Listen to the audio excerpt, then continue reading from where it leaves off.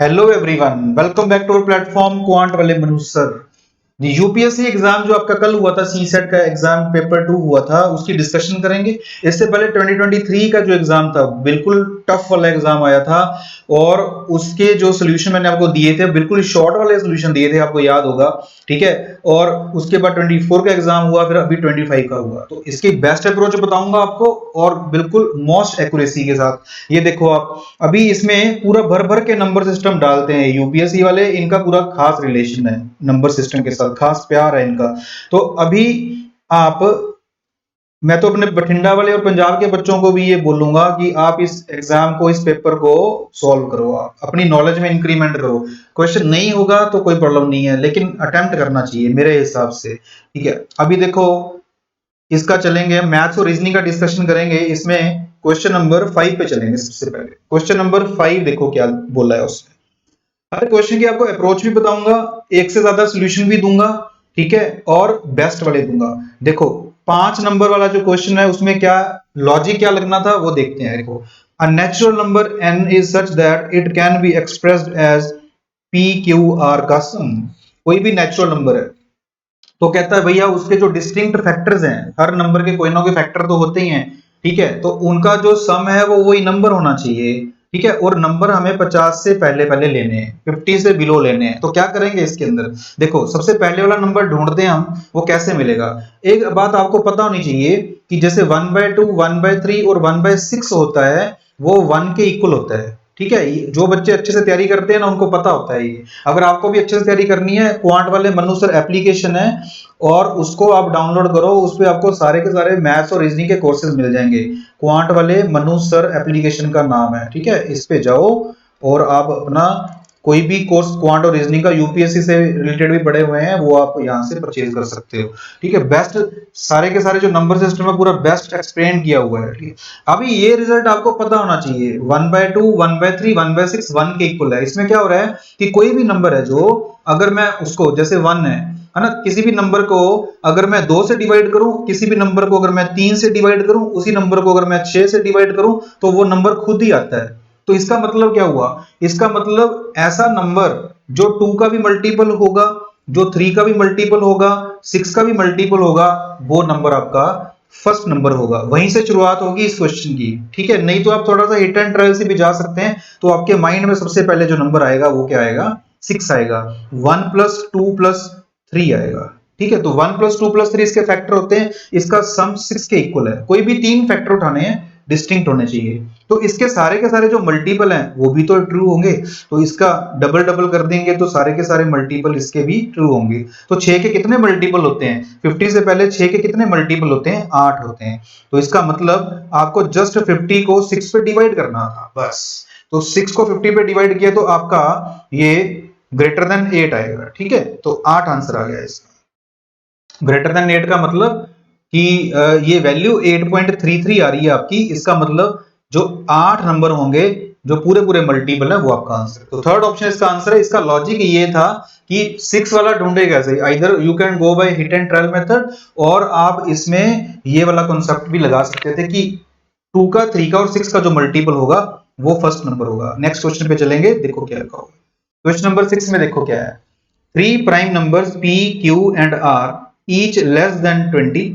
ठीक है। p minus q, q minus r, ये कंडीशन कब होती है, ये कंडीशन तब होती है जब वो सीरीज एपी सीरीज होती है। एपी सीरीज का मतलब क्या होगा कि p q r जो है ना, वो एपी सीरीज के अंदर है। इसका मतलब ये वाला गैप और ये वाला गैप आपस में क्या है, इक्वल है। तो 20 नंबर से लेस वाली बात करी है। आप फटाफट क्या करो, यहाँ पे नंबर लिख लो, क्या खास बात है इसमें। जो भी प्राइम नंबर है ना, वो सारे हम लिख लेते हैं एक बार। देखो इसको फास्ट कैसे स्कैन करना है। देखो ये 8 मैंने प्राइम नंबर लिख लिए इसमें। ठीक है। कहता जी पी क्यू आर का जो डिस्टिंक्ट सम है ना, क्या क्या पॉसिबल है वो बताना है। पहले तो एपी सीरीज को ढूंढो आप। एपी सीरीज कैसे मिलेगी इसमें, देखो एपी सीरीज में 2 के साथ कॉम्बिनेशन तो बनेगा ही नहीं किसी का भी। ठीक है। तो 3 से शुरू करते हैं। 3 से एक तो आपका 3 5 7 आ गया। क्या क्या कॉम्बिनेशन मिल रहे हैं, 3 5 7 का मिल रहा है। दूसरा क्या मिलेगा आपको, 3 से 7 का। ठीक है। चार चार चार चार का फर्क आ रहा है, तो दूसरा क्या मिल गया हमें, 3 7 और 11 मिल गया। 3 का अभी 11 के साथ कर सकते हैं, 3 का 11 के साथ भी बन जाएगा। 3 11 और 19 मिल गया, 3 11 और 19 मिल गया, 3 हो गए हैं, ठीक है। उसके बाद तो नंबर बड़ा हो जाएगा, ठीक है। अभी 5 के साथ देखो आप, 5 7 9 नहीं बनेगा, 5 11 और 17 ये बन जाएगा, 5 11 17 बन जाएगा, ठीक है। उसके बाद नहीं बन पाएगा। 7 का देखो, 7 13 और 19 बन जाएगा, बस इतने ही बनेंगे इसमें, और खास नहीं बनेंगे। इनका सम देखो क्या है, इसका सम कितना है 15 है, इसका सम कितना था 21 है, इसका सम देखो, ये जो दोनों नंबर है ये दोनों ट्रिपलेट जो है, ये वाले ट्रिपलेट, तो इन ट्रिपलेट का जो सम है वो इक्वल है, तो इसको एक ही मानेंगे। एक ये हो गया, एक ये हो गया, एक ये हो गया और एक ये हो गया, तो इस क्वेश्चन का जो आंसर है वो क्या आएगा, 4 आएगा, क्योंकि उसने सम की बात करी है। जो पी क्यू आर का सम है ना, वो डिस्टिंक्ट पॉसिबल वैल्यूज होना चाहिए। आंसर क्या लगाऊंगा मैं इसका, 4 लगाऊंगा। फर्स्ट ऑप्शन आंसर आएगा। ट्रिकी क्वेश्चन से, ऐसे क्वेश्चन से जिसमें काउंटिंग वाले क्वेश्चन ज्यादा आए थे, तो उसमें एक आधे की मिस्टेक भी हो सकती थी, पूरे पूरे चांसेस थे। जैसे इसके अंदर 5 आंसर लगाया है बहुत सारे बच्चों ने, आंसर क्या आएगा, 4 आएगा। नेक्स्ट देखो क्या है, ले लो, फिर से उसी बेस के ऊपर आ गया। अभी अभी मैंने जो बात करी थी आपसे, how many possible values are there satisfying 1 by p 1 by q 1 by r 1। अभी अभी हमने बात करी इसकी। एक एक कौन सा पेयर पॉसिबल है भैया, 1 बाय 2 1 बाय 3 और 1 बाय 6 वाला, ठीक है। अब इसको इक्वल करने के लिए ये भी कर सकते हैं कि 1 को 1 के 3 पार्ट्स कर दो, वो भी तो इसके बराबर होगा, ठीक है। ये सेम ले सकते हैं वैल्यू, क्या इसने क्या बोला हुआ है, नॉट नेसेसरली डिस्टिंक्ट, डिस्टिंक्ट हो भी सकते हैं और नहीं भी हो सकते, ठीक है। और क्या बन सकता है, देखो हाफ को हाफ रख लिया मैंने, जो बाकी का हाफ है उसके 2 पार्ट कर दिए, 1/4 1/4, तो ऊपर 1 नहीं आना चाहिए, ऊपर 1 नहीं आना चाहिए, तो ऐसे 3 ही केस बनेंगे, अदरवाइज ऊपर 1 नहीं आएगा, ठीक है। तो ये थर्ड ऑप्शन इसका आंसर आ गया। नेक्स्ट चलेंगे अभी, क्वेश्चन नंबर 8। इसमें क्या बोला हुआ है, इसमें सीरीज बतानी है अपने को। इसमें क्या हो रहा है, जनवरी और जनवरी के बीच में कितना गैप है, 0 का गैप है। जनवरी और दिसंबर पीछे जा रहे हैं, पीछे की तरफ जा रहा है टाइम, ठीक है। वैसे तो टाइम आगे की तरफ जाता है हमेशा, लेकिन इस क्वेश्चन में पीछे की तरफ जा रहा है टाइम। तो जनवरी से दिसंबर में कितने महीने का गैप है, 1 महीने का गैप है। दिसंबर से अक्टूबर में कितना का गैप है, इसमें 2 का गैप है। यहां से गैप कितना आएगा, 3 का गैप आएगा। ये 10th मंथ होता है, 10 में से 3 चले गए तो ये 7वां महीना होगा, ठीक है भैया। तो ये आंसर नहीं हो सकता, ये आंसर नहीं हो सकता, ओके। 7 के बाद मैं 4 माइनस करूंगा, 7 में से 4 माइनस करूंगा, ये 3 हो गया। 3 में से मैं 5 माइनस करूंगा, तो इसमें से 5 जब मैं माइनस करूंगा तो 10वां महीना आ जाएगा पिछले साल का। तो 10 में से मैं 6 माइनस करूंगा मेरे भाई, 10 में से 6 माइनस किया तो कितना होता है, 4। तो 4 कौन सा महीना होता है, अप्रैल का मंथ होता है। तो ये आपका आंसर आ गया, ये सेकंड ऑप्शन। कुछ नहीं करना, पहले 0 माइनस करना है, फिर 1 फिर 2 फिर 3 फिर 4 और 5, ऐसे चल रही है सीरीज। आसान क्वेश्चन है। अगले क्वेश्चन पे चलेंगे। शॉर्ट सोल्यूशन दूंगा, शॉर्ट, बिल्कुल बिल्कुल भी कुछ करने की जरूरत नहीं थी, अलग अलग केस बना बना के देखने की कोई जरूरत नहीं है मैक्सिमम क्वेश्चन के अंदर। लेकिन वहां पे इंटेंशन क्या रहता है अपना, फटाफट केस बना बना के चेक कर लो भैया, मुश्किल से तो क्वेश्चन आया है, ये तो ठीक हो जाएगा कम से कम, और की तो कोई गारंटी नहीं है। ऐसे ऐसे थॉट आते हैं माइंड के अंदर। टीम ने एक्स ने भैया scored a total of N run किए 20 ओवर्स के अंदर, ठीक है भैया, मान लेते हैं 20 ओवर्स में उसने एन स्कोर किया, मान लिया। कहता वाई ने भैया स्कोर टाई कर दिया 10 ओवर पहले, मतलब 10% लेस ओवर्स में, 10% लेस ओवर्स में मतलब 18 ओवर्स में, 18 ओवर्स में उसने मैच को क्या कर दिया, टाई कर दिया, ओके। कहता अगर वो 50% हायर रन रेट से जाता तो वो 12 ओवर में टाई हो जाता मैच, ठीक है। अभी देखो आप, कोई इसमें assumption लेने की जरूरत नहीं है, कुछ नहीं है। यहाँ पे इनवर्स रेशियो का फंडा लगाएंगे हम। इनवर्स रेशियो क्या होती है, speed is inversely proportional to time. अब यहाँ पे स्पीड क्या है, स्कोर बनाने की स्पीड है। इसको क्या है, ये क्या चीज है भैया, ये स्पीड है। ये क्या चीज है, स्पीड है ये, ओके। और 12 ओवर्स का मतलब क्या है, ये टाइम है। और हमें पता है कि speed is inversely proportional to time. यहां पे आप देखो स्पीड कितनी इंक्रीज हो गई है, स्पीड की रेशो देखो आप, स्पीड की रेशो अगर पहले 100 थी वो 150 हो गई है। इसका मतलब क्या हुआ, इसका मतलब अगर पहले 2 थी 3 हो गई है। तो आप ये सोचो तो टाइम की रेशो क्या होगी, अगर टाइम पहले 3 लगता था अब 2 लगेगा। भाई 3 की वैल्यू किसके बराबर हुई, 18 के। 2 की वैल्यू किसके बराबर हुई, 12 के। वो तो लगना ही था। अगर उसने ये वाली स्टेटमेंट नहीं भी दी होती ना 12 ओवर वाली, ये मेरे को जरूरत नहीं थी, मैं सीधा फाइंड आउट भी कर लेता कि स्पीड की रेशियो 2 से 3 हो गई है, टाइम की रेशियो 3 से 2 हो गई है। पहले अगर 18 ओवर में मैच टाई हो रहा था तो अभी 12 ओवर में होगा। तो इससे मेरे को how many runs were scored by the team x, मैं ये यूनिक आंसर नहीं बता सकता, सारे ही आंसर पॉसिबल हैं। तो आंसर क्या लगाऊंगा मैं, इसका चौथा ऑप्शन लगाऊंगा। आप सारे आंसर को ट्राई करके देख लेना, ठीक है, पता लग जाएगा आपको, ठीक है।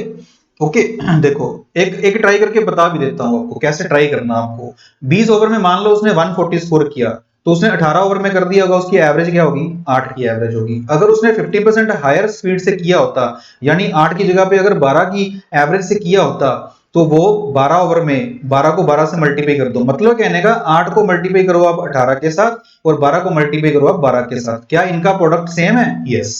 तो सारे आंसर पॉसिबल होंगे, ठीक है। तो जरूरत नहीं है ऐसा कुछ करने की, तो आपका आंसर आ गया डी ऑप्शन आ गया। क्लियर हुई बात, तो ये करने की जरूरत नहीं है आपको, ठीक है। नेक्स्ट चलेंगे, नेक्स्ट वाले क्वेश्चन पे चलते हैं। देखो क्या है 10th वाला, ये लो, ये अभी अभी आपका ना पंजाब में लेबर इंस्पेक्टर का एग्जाम हुआ था, उसके अंदर भी ऐसा क्वेश्चन आया था। Price of commodities first increased by k percent, then decrease, फिर इंक्रीज, फिर डिक्रीज। चलो 10% मान लेते हैं। 10% का मतलब क्या होता है भैया, 10% इंक्रीज, ये जो इंक्रीज लिखा हुआ है 10% का, इसको मान लेता हूं भाई कोई वैल्यू 10 थी वो 11 हो गई है, फिर 10 थी 9 हो गई है, फिर 10 थी 11 हो गई है, फिर 10 थी 9 हो gई है। तो इसका मतलब क्या हुआ, इसका मतलब ये हुआ कि जो P और Q है ना, वो 10,000, वो 10,000 और 9801 की रेशो में है। 10,000 और 9801 की रेशो में, 99 का स्क्वायर तो सबको आता ही है ना, 11 9 जा 99, 11 9 जा 99, 99 का स्क्वायर क्या होता है, 9801 होता है। तो 10,000 9801 की रेशो में रहेगी ये वैल्यू, ठीक है। आप फर्स्ट वाले ऑप्शन में वैल्यू पुट करके देखो, आप देखो यहां से P बाई क्यू निकाल लो, जो ये जो फर्स्ट ऑप्शन है ना, यहां से P बाई क्यू निकाल लो। P बाई क्यू कैसे लिखूंगा मैं, 10 की पावर 8 डिवाइड बाय, यहां पे लिखूंगा मैं 10 की पावर 4, 10 की पावर 4 कितना होता है, 10,000 होता है, ठीक है। माइनस k की वैल्यू कितनी ली है हमने, 10 ली है, तो 10 का स्क्वायर कितना हो गया, 100 हो गया, उसका भी स्क्वायर हो गया, ठीक है। ये है, तो ऊपर आ गया 10 की पावर 8, नीचे कितना आ गया, नीचे आ गया भैया 9900 इंटू 9900। क्या ये रेशो देखो, 20 कट के पावर 4 आ गई है, क्या ये रेशो अपनी 10,000 और 9801 की आ रही है, यस आ रही है। तो इसका मतलब आंसर क्या आ गया, फर्स्ट ऑप्शन आ गया। क्लियर हुई बात। तो इसमें आपको ये वाली अप्रोच लगानी थी, बेस्ट वाली, ठीक है। 10,9801 की रेशो होनी चाहिए, तो आपने यहाँ पे k की वैल्यू 10 पुट करके चेक कर लेना है इसको। नेक्स्ट देखो आप,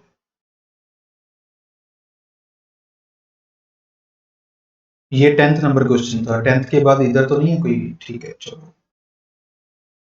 10th के बाद देखो आप, ये आपका नेक्स्ट आएगा, ये देखो आप 15th नंबर क्वेश्चन है। A solid cube is painted yellow on all its faces. Cube is then cut into 60 smaller but equal pieces by making minimum number of cuts. अब 60, जो 60 होता है ना, मिनिमम नंबर ऑफ कट कैसे होगा, जब 60 के जो डायमेंशन होंगे वो बिल्कुल क्लोज होंगे। क्लोज मतलब मैं इसको ले लेता हूं 3 इंटू 4 इंटू 5 वाला डायमेंशन ले लेता हूं, ठीक है। डायमेंशन और भी लेके देख लेंगे, लेकिन उसमें मिनिमम नंबर ऑफ कट नहीं आएंगे। देखते हैं, देखो अभी इसके जो कट होंगे वो क्या होंगे, क्यूब के जो कटिंग करूंगा मैं, इसका फॉर्मूला क्या होता है, इसका फॉर्मूला क्या होता है, इसका फॉर्मूला होता है 3 माइनस 1 प्लस इसके कितने कट होंगे, मतलब 4 माइनस 1। क्या फॉर्मूला क्या होता है इसका, पहले एन की फॉर्म में आपको फॉर्मूला लिखाई देते हैं, ठीक है, आपको आइडिया हो जाएगा कि क्या कर रहे हैं हम। इसका फॉर्मूला क्या होता है, मतलब फर्स्ट डायमेंशन को ले लो आप, एल ले लो आप, एल माइनस 1, बी माइनस 1 और h माइनस 1, ठीक है, ऐसे मान लो आप। तो 3 में से एक गया कितने हो गए, 3 में से एक गया कितने हो गए, 2, इसमें प्लस का साइन आएगा, ठीक है। 4 में से एक गया कितने हो गए, 3, 5 में से एक गया कितने हो गए, 4, तो इसका मतलब 9 कट तो लगाने पड़ेंगे, ये मिनिमम नंबर ऑफ कट्स होंगे। जब नंबर क्लोज होंगे वो मिनिमम कट देगा आपको, ठीक है। नंबर तो और भी ले सकते हो आप इसमें, नंबर तो आप इसमें 2 ले सकते हो, 2 3 और 10 भी ले सकते हो, बट 9 कट तो सिर्फ इसी में आ जाएंगे, ठीक है। तो वो मिनिमम जो कट मिलेंगे 9 वो इसी में मिलेंगे। तो फर्स्ट वाला ओके है, मिनिमम नंबर ऑफ कट्स। अब number of smaller pieces which are not painted on any face, not painted वाले कैसे निकालते हो? नॉट पेंटेड का क्या फॉर्मूला होता है? उसका फॉर्मूला होता है एन मतलब L-2 multiply by B-2 multiply by C यानी H-2, ये होता है। तो दो दो कम कर दो सभी में से, तो 3 में से 2 कम किए तो कितना हो गया? 1। 4 में से 2 कम करेंगे तो कितना होगा? 2। 5 में से 2 कम करेंगे तो कितना होगा? 3। तो ये कितना आ गया? 6 आ गया। तो इसका मतलब सेकंड वाला भी ओके है और फर्स्ट वाला भी ओके है, बोथ 1 एंड 2 इसका आंसर आएगा। क्लियर होगी बात? ठीक है भाई बात। तो नंबर ऑफ कट निकालने के लिए एक एक माइनस करके प्लस करना है आपको, और अगर आपको 9 फेस पेंटेड वाले निकालने हैं क्यूब, तो उसमें से दो दो कम करके मल्टीप्लाई करना आपको, ठीक है। तो इसमें आपका आंसर आ जाएगा सी ऑप्शन आ जाएगा, both 1 and 2 is correct. 16th वाला देखो, ये बड़ा इजी है, इसमें पाइथागोरस प्रॉपर्टी लग रही है। 7 24 और 25 होता है, 12 16 और 20 होता है, 16 63। ये देखो आप कैसे करते हैं, देखो आप इसके ट्रिपलेट कैसे बनाते हैं।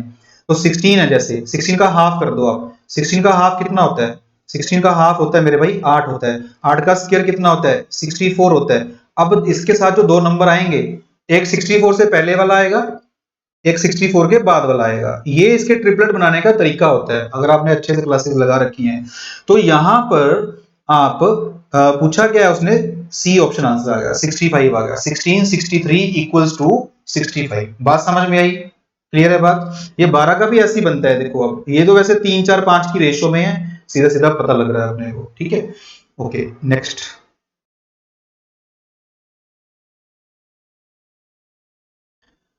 Petrol price shot up bye, अब देखो इस क्वेश्चन में 7 और 8 लाइन का क्वेश्चन है, तो इसको भी सीधा रेशो से निपटा देंगे सिर्फ 5 सेकंड के अंदर पढ़ने के बाद।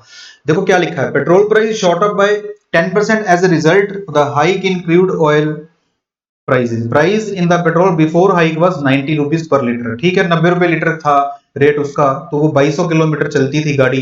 His car gives mileage of 16 kilometre per hour पर लीटर। 1 लीटर पे 16 किलोमीटर चलती भी थी, 90 रुपए लीटर का उसका खर्चा होता था।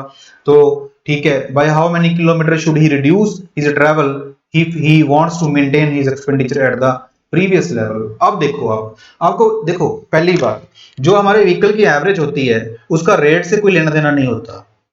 अगर रेट आज 90 रुपीज पर लीटर है, कल को महंगा भी हो गया, उसके व्हीकल की एवरेज थोड़ी चेंज होगी, व्हीकल की एवरेज तो वही रहती है, ठीक है ये बात।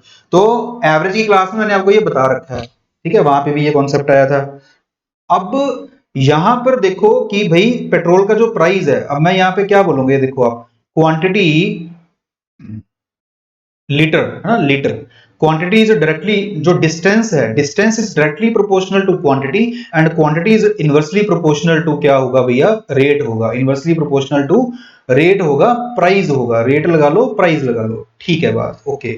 यहां पर प्राइस बढ़ गया, इंक्रीज हो गया, प्राइस अगर 10 से 11 हो गया, तो इसका मतलब क्वांटिटी या फिर डिस्टेंस 11 से 10 करना पड़ेगा आपको, ठीक है। 11 की वैल्यू किसके बराबर है? 2200 के बराबर है। 11 की वैल्यू 2200 के अगर बराबर है, तो इनका जो गैप है मेरे भाई, एक की वैल्यू किसके बराबर होगी? 200 के बराबर होगी। अगर पहले 11 चलता था, अब 10 चलाना पड़ेगा, कितना कम चलाना पड़ेगा? 1 कम चलाना पड़ेगा।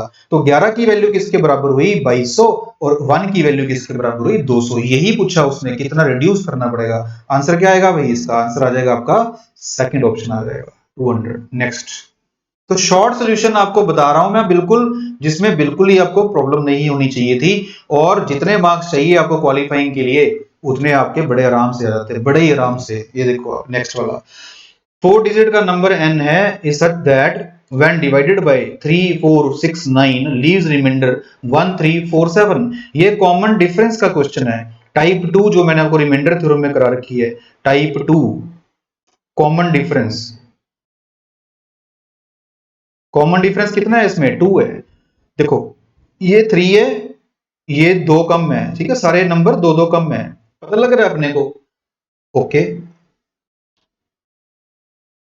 अब इनका एलसीएम ले लो आप, इसका एलसीएम कितना होता है? इसका एलसीएम आएगा आपका 6 और 5 का 30, 30 और 3 आपका 90, ठीक है, 90 एलसीएम आ गया। अब 4 डिजिट का जो नंबर है, स्मॉलेस्ट नंबर, 4 डिजिट का स्मॉलेस्ट नंबर 1000 से पहले 4 डिजिट का स्मॉलेस्ट नंबर जो 90 पे डिवाइड होता है वो आता है आपका 990। कितना आता है? 990। अब उसमें से ये दो कम कर दो आप, 990, 990 नहीं आएगा, ये तो 3 डिजिट का नंबर हुआ ना।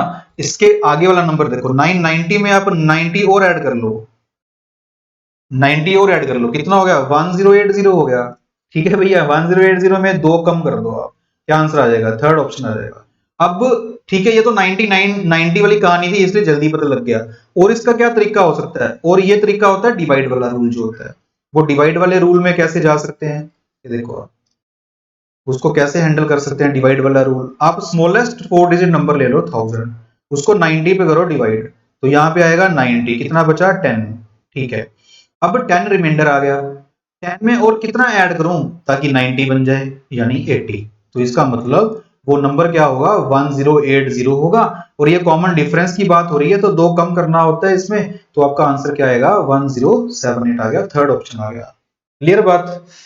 ओके, वैसे भी बाय ऑप्शन भी जा सकते हो आप इसमें, ठीक है। ठीक है, नेक्स्ट इनइक्वालिटी वाला, कौन सी स्टेटमेंट इसमें करेक्ट है? देखो, कहता बी हमेशा ग्रेटर देन ई होगा।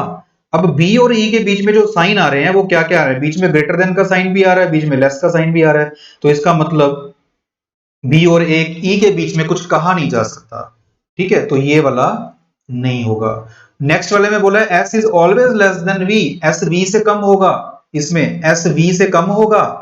देखो, इक्वल इक्वल को इग्नोर कर दो आप, ये साइन बचा अपने पास, लेस देन और इक्वल टू। भैया हमेशा लेस नहीं होगा, इक्वल भी हो सकता है, एस इक्वल भी हो सकता है, और एस जो है वो लेस भी हो सकता है वी से, तो ये भी आंसर नहीं होगा। तो मैं इस क्वेश्चन का आंसर क्या लगाऊंगा? डी ऑप्शन लगा दूंगा। Next, what is a unit digit multiplication में? ये देखो बीच में 5 पड़ा हुआ है, भाई 5 को किसी भी ऑड नंबर से मल्टीप्लाई करते हैं, 5 को किसी भी ऑड से मल्टीप्लाई करेंगे तो पीछे 5 आएगा, इवन होगा तो 0 आएगी, 0 वैसे भी ऑप्शन के अंदर नहीं है, तो यूनिट डिजिट क्या आएगा इसका? 5 आ गया, सी ऑप्शन। बिल्कुल 2 सेकंड का क्वेश्चन था, 2 सेकंड का। नेक्स्ट, नेक्स्ट वाले पे चलेंगे। नेक्स्ट इसमें हमें अपने को मिल रहा है इधर राइट साइड पे पड़े हैं क्वेश्चंस, ये देखो इसमें चलते हैं। ये देखो आप, consider the first 100 natural numbers, how many of them are not divisible by any one of the 2 3 5 7 9? लो भाई, ये बताना अपने को, इसका आंसर क्या आएगा? देखो, इसको करने के बहुत सारे तरीके हैं, लेंथी वे भी है, शॉर्टेस्ट वे भी है, ठीक है। और बिल्कुल अगर मैं बात खत्म करूं तो नॉट डिविजिबल बाय 2 3 5 7, 2 3 5 7 चार प्राइम नंबर हैं, ठीक है। अब 100 तक जितने भी नंबर आते हैं वो मैक्सिमम से मैक्सिमम, ये 2 जितने भी कॉम्पोजिट नंबर आते हैं, जितने भी यहाँ पे मैं बोलूंगा कॉम्पोजिट नंबर्स आते हैं ना, कॉम्पोजिट नंबर जो आते हैं वो 2 3 5 और 7 पे बोलेंगे डिवाइड होते ही हैं, ठीक है। तो यहां पे अगर मैं बात करूं कि प्राइम नंबर, अगर मैं यहाँ पे प्राइम नंबर की बात करूं, 1 से लेके 100 तक के प्राइम नंबर की अगर मैं बात करूं तो वो 25 होते हैं। कितने होते हैं? 25 होते हैं, ठीक है। ओके, इसमें से 2 चला गया, 3 चला गया, 5 चला गया, 7 चला गया, इसको तो इग्नोर ही कर दो आप। तो ये चारों प्राइम नंबर तो ये चले गए, तो इसमें से 4 प्राइम नंबर चले गए तो कितना हो गया? 21 हो गया, ठीक है। और जो 1 होता है 1 वो भी नहीं डिवाइड होता इन पे, तो 21 प्लस 1 कितना हो गया? 22 हो गया। इस क्वेश्चन का आंसर तो सी ऑप्शन आ गया। एक तो ये तरीका हो गया इसका प्राइम नंबर वाला कि 25 प्राइम नंबर होते हैं और उसमें से 4 कम करके एक जोड़ दो तो वो 22 आ गया। दूसरा तरीका मैं आपको इसमें बताना चाहता हूं। दूसरा तरीका क्या है, देखो दूसरा तरीका बढ़िया वाला, कभी भी आपको दिक्कत नहीं आएगी, ऐसा वाला तरीका बताने वाला हूं अभी आपको मैं। ये देखो, बढ़िया सा कलर ले ले, देखो कैसे करना है। देखो सबसे पहले नंबर कितने हैं अपने पास? 100 नेचुरल नंबर हैं,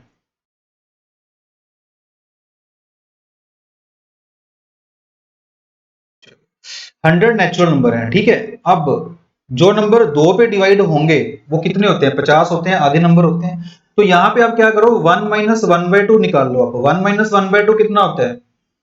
इसको सीधा शॉर्ट वे में लिखने का तरीका होता है 1 माइनस 1/2, 1 माइनस 1/3, 1 माइनस 1/5, 1 माइनस 1/7। इसको सॉल्व कर लो आप। 9 लेने की जरूरत नहीं है क्योंकि जो 3 पे डिवाइड होंगे, जो 3 पे ही ना डिवाइड हुए वो 9 पे कहां पे हो जाएंगे। ठीक है ना, जो नंबर 3 पे डिवाइड ना हुए।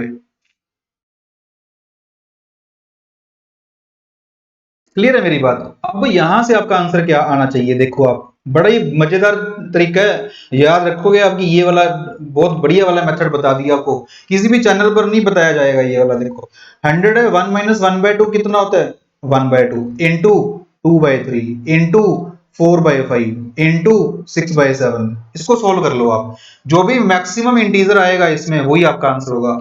ये देखो आप, इसमें 2 से 2 कैंसिल कर दो आप, ठीक है, और इसमें 3 से 6 कैंसिल कर दो, ये आ गया 2, राइट। 5 को कैंसिल कर दो, ये आ गया 20। तो ये सारा मिला के बन गया आपका 160/7 बन गया, और ये 22 मैक्सिमम आएगा यहाँ पे। ठीक है, क्योंकि 22 इंटू 7 कितना होता है 154 होता है, तो आंसर क्या आएगा 22 आएगा। ये करना आपको, ठीक है। प्राइम नंबर वाला भी कॉन्सेप्ट है और इसमें भी है। नेक्स्ट देखो क्या है 26। What is the ratio of maximum value x plus y to minimum value x minus y? जो बच्चे फर्स्ट टाइम चैनल पे आए हैं सब्सक्राइब कर लो, क्योंकि इस चैनल की आप हर वीडियो में चले जाओ, हर वीडियो में आपको कुछ ना कुछ सीखने को मिलेगा, कुछ ना कुछ पक्का सीखने को मिलेगा, इस चीज की गारंटी है। ये देखो इसमें क्या लिखा हुआ, what is the ratio maximum value of x plus Y. X plus Y की मैक्सिमम वैल्यू कब होगी, जब दोनों ग्रेटर होंगे। जब दोनों क्या होंगे, ग्रेटर होंगे, ये उसकी मैक्सिमम वैल्यू होगी। ठीक है, और minimum value of x minus Y की मिनिमम कब होगी, जब x मिनिमम होगा और y मैक्सिमम होगा। ये चीज करनी है अपने को। x प्लस वाई मैक्सिमम कब होंगे, x सबसे बड़ा कौन है, कितना है, x सबसे बड़ा 8 है, y की सबसे बड़ी वैल्यू कितनी है 7 है, डिवाइड बाय।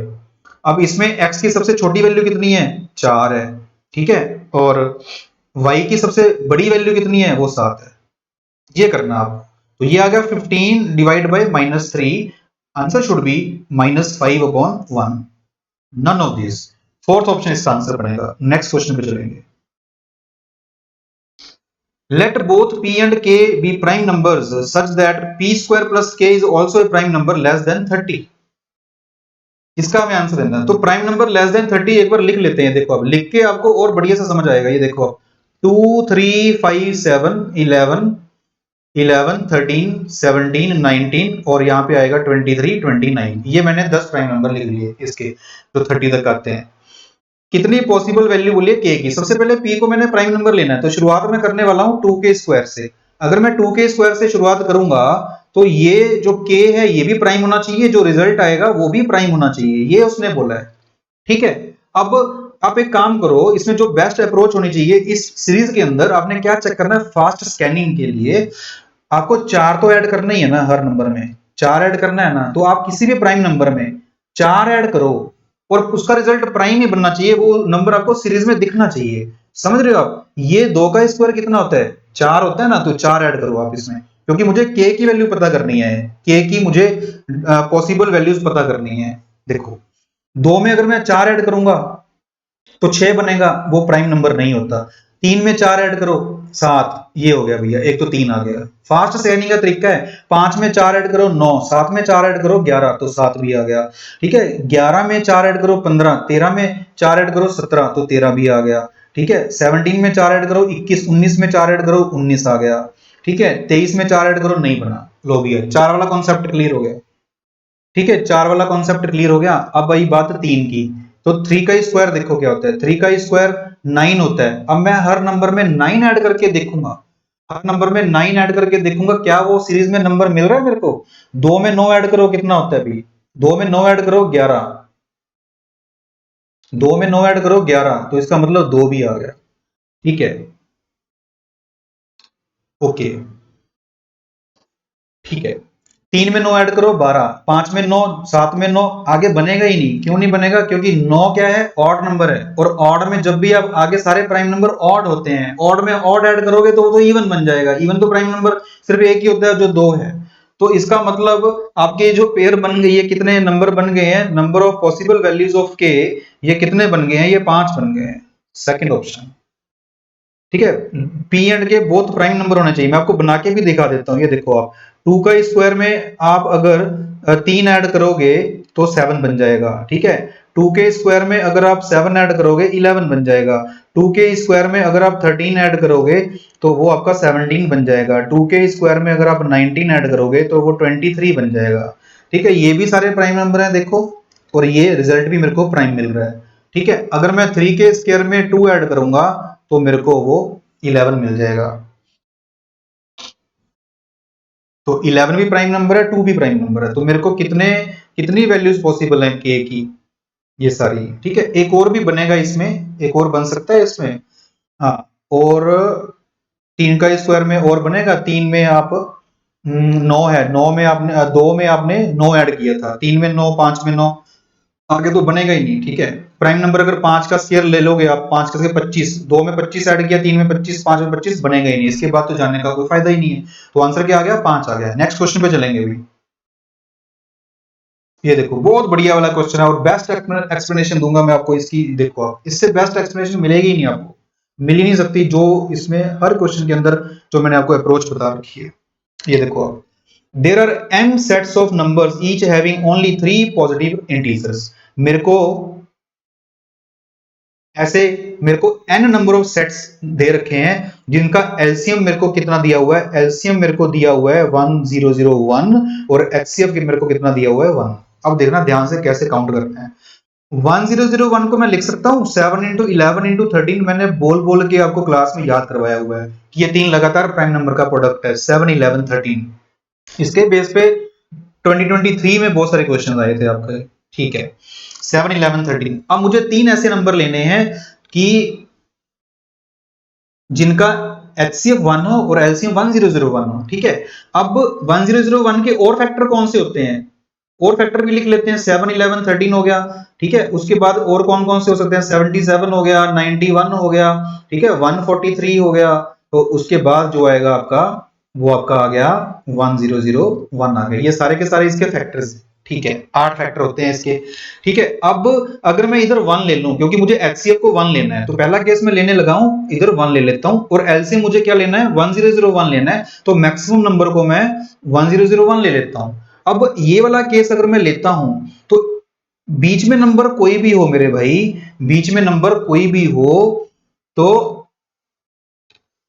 उनका जो एलसीएम होगा वो 1001 होगा और एचसीएफ 1 होगा। कोई मर्जी नंबर आ जाए बीच में। ठीक है, अभी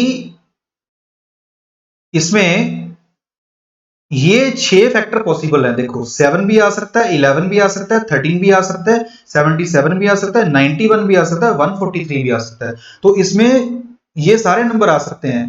ठीक है, 6। तो ये कितने केस बन गए हैं? 6 केसेस बन गए हैं। ये केस कितने बन गए हैं भैया? 6 केसेस बन गए हैं। कौन कौन से? 7 भी आ सकता है, 11 भी आ सकता है, 13 भी आ सकता है, 77, 91 और 143 आ सकता है। अब अभी इसके बाद देखो, अब एचसीएफ मुझे 1 लेना है। अब मैं क्या करने वाला हूं, 1001 की जगह पे छोटा नंबर ले लेता हूं। छोटा नंबर कौन सा है? 143 है। अगर मैंने यहाँ पे 143 ले लिया, जो कि 11 और 13 का कॉम्बिनेशन है, मुझे इसमें 7 चाहिए तो मैं 7 ले लूंगा। उसके बाद 1 की जगह पे और छोटा नंबर कौन सा है? 91 है। अगर मैं 91 ले लेता हूं तो यहाँ पे मेरे को 11 चाहिए होगा। अगर मैं यहाँ पर 77 ले लेता हूं तो यहाँ पे मेरे को बोलूंगा मैं, यहाँ पे मेरे को 13 लेना पड़ेगा। तो ये भी ऐसे नंबर हैं जिनका एचसीएफ 1 रहेगा और एलसीएम आपका रहेगा 1001। क्लियर होगी बात? क्योंकि तीनों फैक्टर आ रहे हैं उसके अंदर, 7 11 13। क्लियर, समझ में आई भैया ये वाली कलाकारी?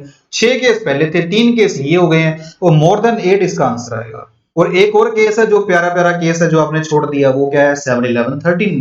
तो यहाँ पे 7 11 और 13, ये भी मेन जो पेयर था, तो इसका आंसर मोर देन 8 आएगा। नेक्स्ट क्वेश्चन पे चलेंगे, समझ में आ गया होगा भैया? देखो next, PQR be a 3 digit number PPT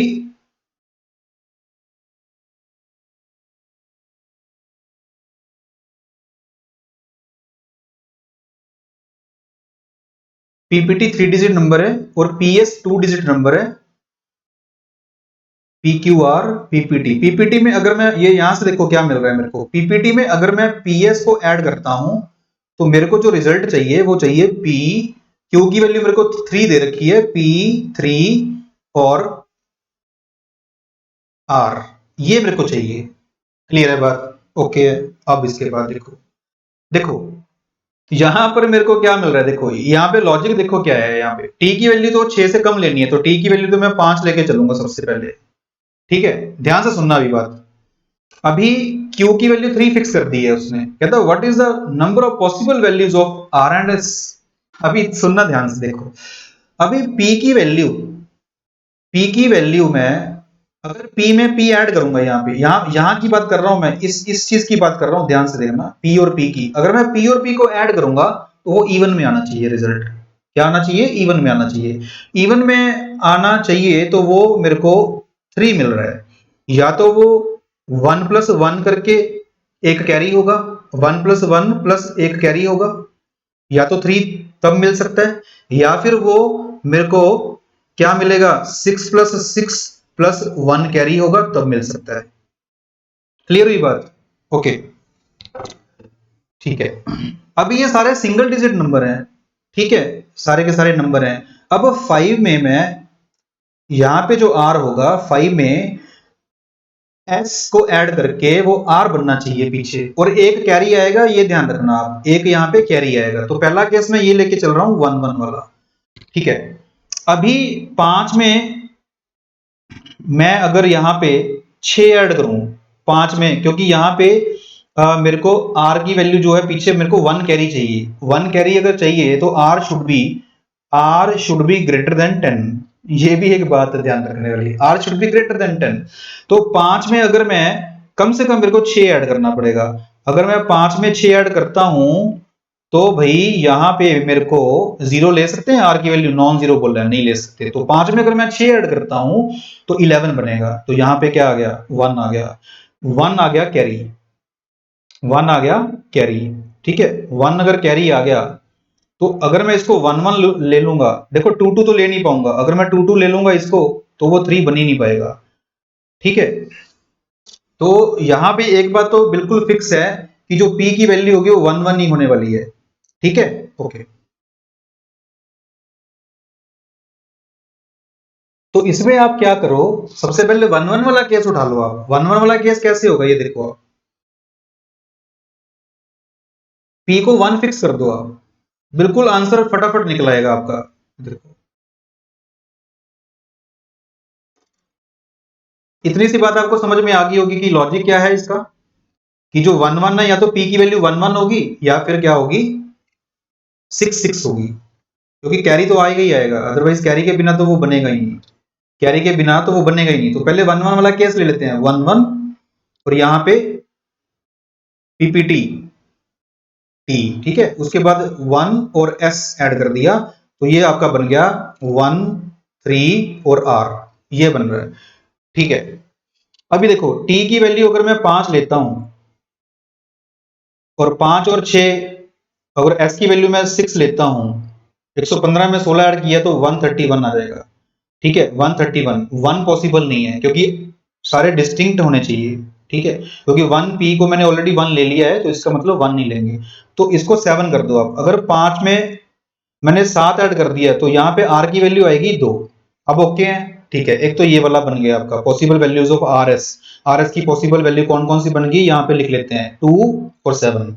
ठीक है, 5 में 8 ऐड करो आप। 5 में अगर मैं 8 ऐड करूंगा तो यहाँ पे 3 बनेगा, 3 ऑलरेडी आ चुका है। 5 में 9 ऐड करो आप, 5 में 9 ऐड करोगे तो 14, तो पीछे 4 आ जाएगा, एक ये भी पॉसिबल है। तो इसका मतलब R की जो R और S की वैल्यू है 4 और 9 भी पॉसिबल है। आई बात समझ में?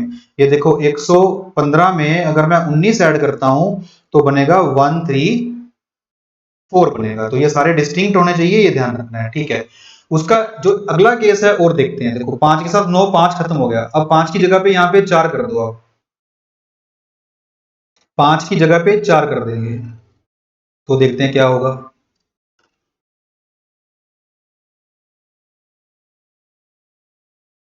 यहाँ पे 5 की जगह पे अगर मैं 4 करता हूं, 7 ऐड कर नहीं सकता, पीछे 1 आएगा, 8 ऐड कर सकता हूं। अगर मैं 8 करता हूं तो 2 आ जाएगा, एक ये भी केस है 2 और 8 वाला।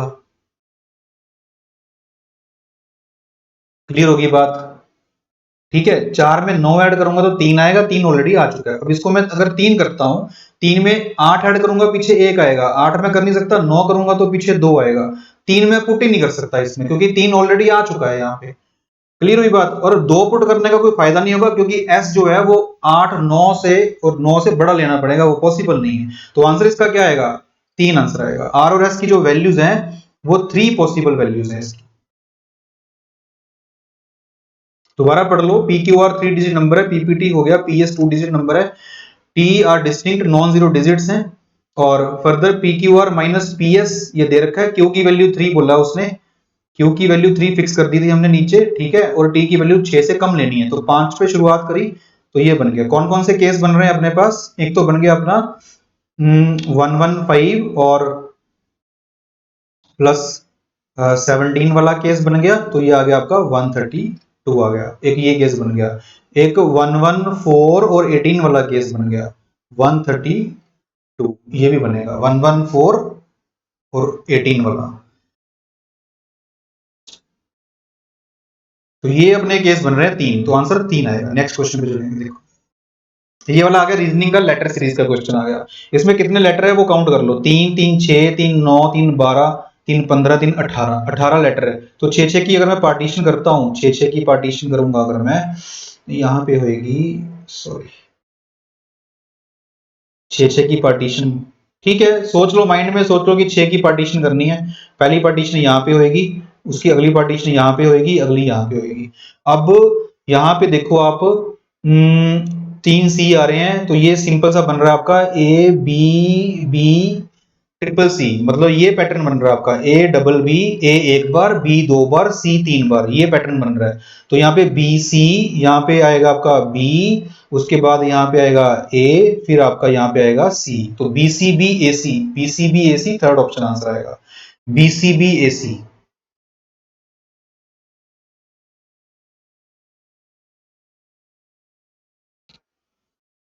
राइट, चलो नेक्स्ट क्वेश्चन। नेक्स्ट देखो इधर राइट साइड पे कोई बचा ना हो, ये था क्वेश्चन नंबर 30। नेक्स्ट पे चलेंगे। तो नंबर सिस्टम टॉपिक, अगर आपने यूपीएससी का सी सेट पे जाना है ना, नंबर सिस्टम का टॉपिक आपका फेवरेट होना चाहिए। अगर वो आपकी कमांड अच्छी है ना तो दिक्कत आ ही नहीं सकती आपको प्रीलिम्स में। मैक्सिमम वैल्यू बतानी है अपने को 35 रेज टू पावर एन। अब 35 रेज टू पावर एन के अंदर जो है मेरे भाई, वो 5 कितनी बार आता है? 5 की पावर n होता है और 7 की पावर n होता है।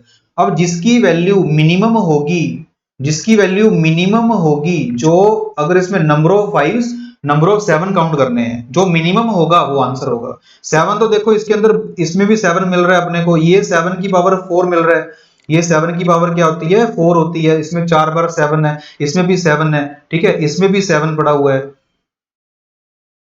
पड़ा हुआ है, ठीक है, ये भी 7 7 की गिनती तो है इसमें, लेकिन 5 की गिनती देखो आप, 5 की काउंटिंग करेंगे, इसमें एक पड़ा हुआ है, इसमें 5 कितने हैं? इसमें 5 3 है, 1 प्लस 3 4, इसमें 5 है नहीं, इसमें 5 है नहीं, तो 4 ही आंसर आएगा इसका। और कुछ भी नहीं करना, हाईएस्ट पावर देखनी होती है, जिसकी मिनिमम है वो आंसर है, ठीक है भाई। तो जितने ये यहाँ इसमें 5 जो आ रहे हैं वो 4 ही आ रहे हैं। 1000 में, जो 1000 में 5 हैं वो 3 कैसे आते हैं? जो 1000 होता है वो 125 गुना 8 होता है, मतलब 5 की पावर 3 और 2 की पावर 3, तो 5 3 बार आता है इसमें, इसलिए मैंने 3 लिए हैं। नेक्स्ट, अब ये वाला भी कर ही लेते हैं। देखो 38 वाला, P का मतलब क्या है? Plus Q minus R into S divide है, ये बताना है अपने को। 60, ठीक है, डैश और 15 dash 3 dash 20 dash 4 equals to 20, ये मेरे को रिजल्ट बताना है, ठीक है। तो इसमें क्या करो, ऑप्शन उठा के पुट कर सकते हो। Q का मतलब क्या है? जैसे S का मतलब क्या है? S का मतलब डिवाइड है। अगर मैं यहाँ पे डिवाइड रखता हूं, अगर मैं यहाँ पे डिवाइड रखता हूं, तो सबसे पहले डिवाइड ही सॉल्व करते हैं हम, है ना। तो यहाँ पे 4 आएगा इस केस में, है ना। उसके बाद में अगर P की वैल्यू प्लस रखता हूं यहाँ पे, तो यहाँ पे लिख लो चाहे 4 प्लस आपका 3 आएगा। उसके बाद R की वैल्यू क्या है? R की वैल्यू मल्टीप्लाई है। उसके बाद अगर मैं मल्टीप्लाई करता हूँ 20 के साथ, और फिर 20 के बाद जो साइन है Q का, Q क्या है अपने पास? माइनस है, तो ये -4 हो जाएगा। तो ये 60 हो गया, 60, 4 से 4 कैंसिल हो गया, ये तो आंसर नहीं बनेगा। सेकंड ऑप्शन उठाते हैं। Q का मतलब क्या है भैया? Q का मतलब, बस सेकंड ऑप्शन उठा लो, बन रहा है मेरे ख्याल से सेकंड ऑप्शन से।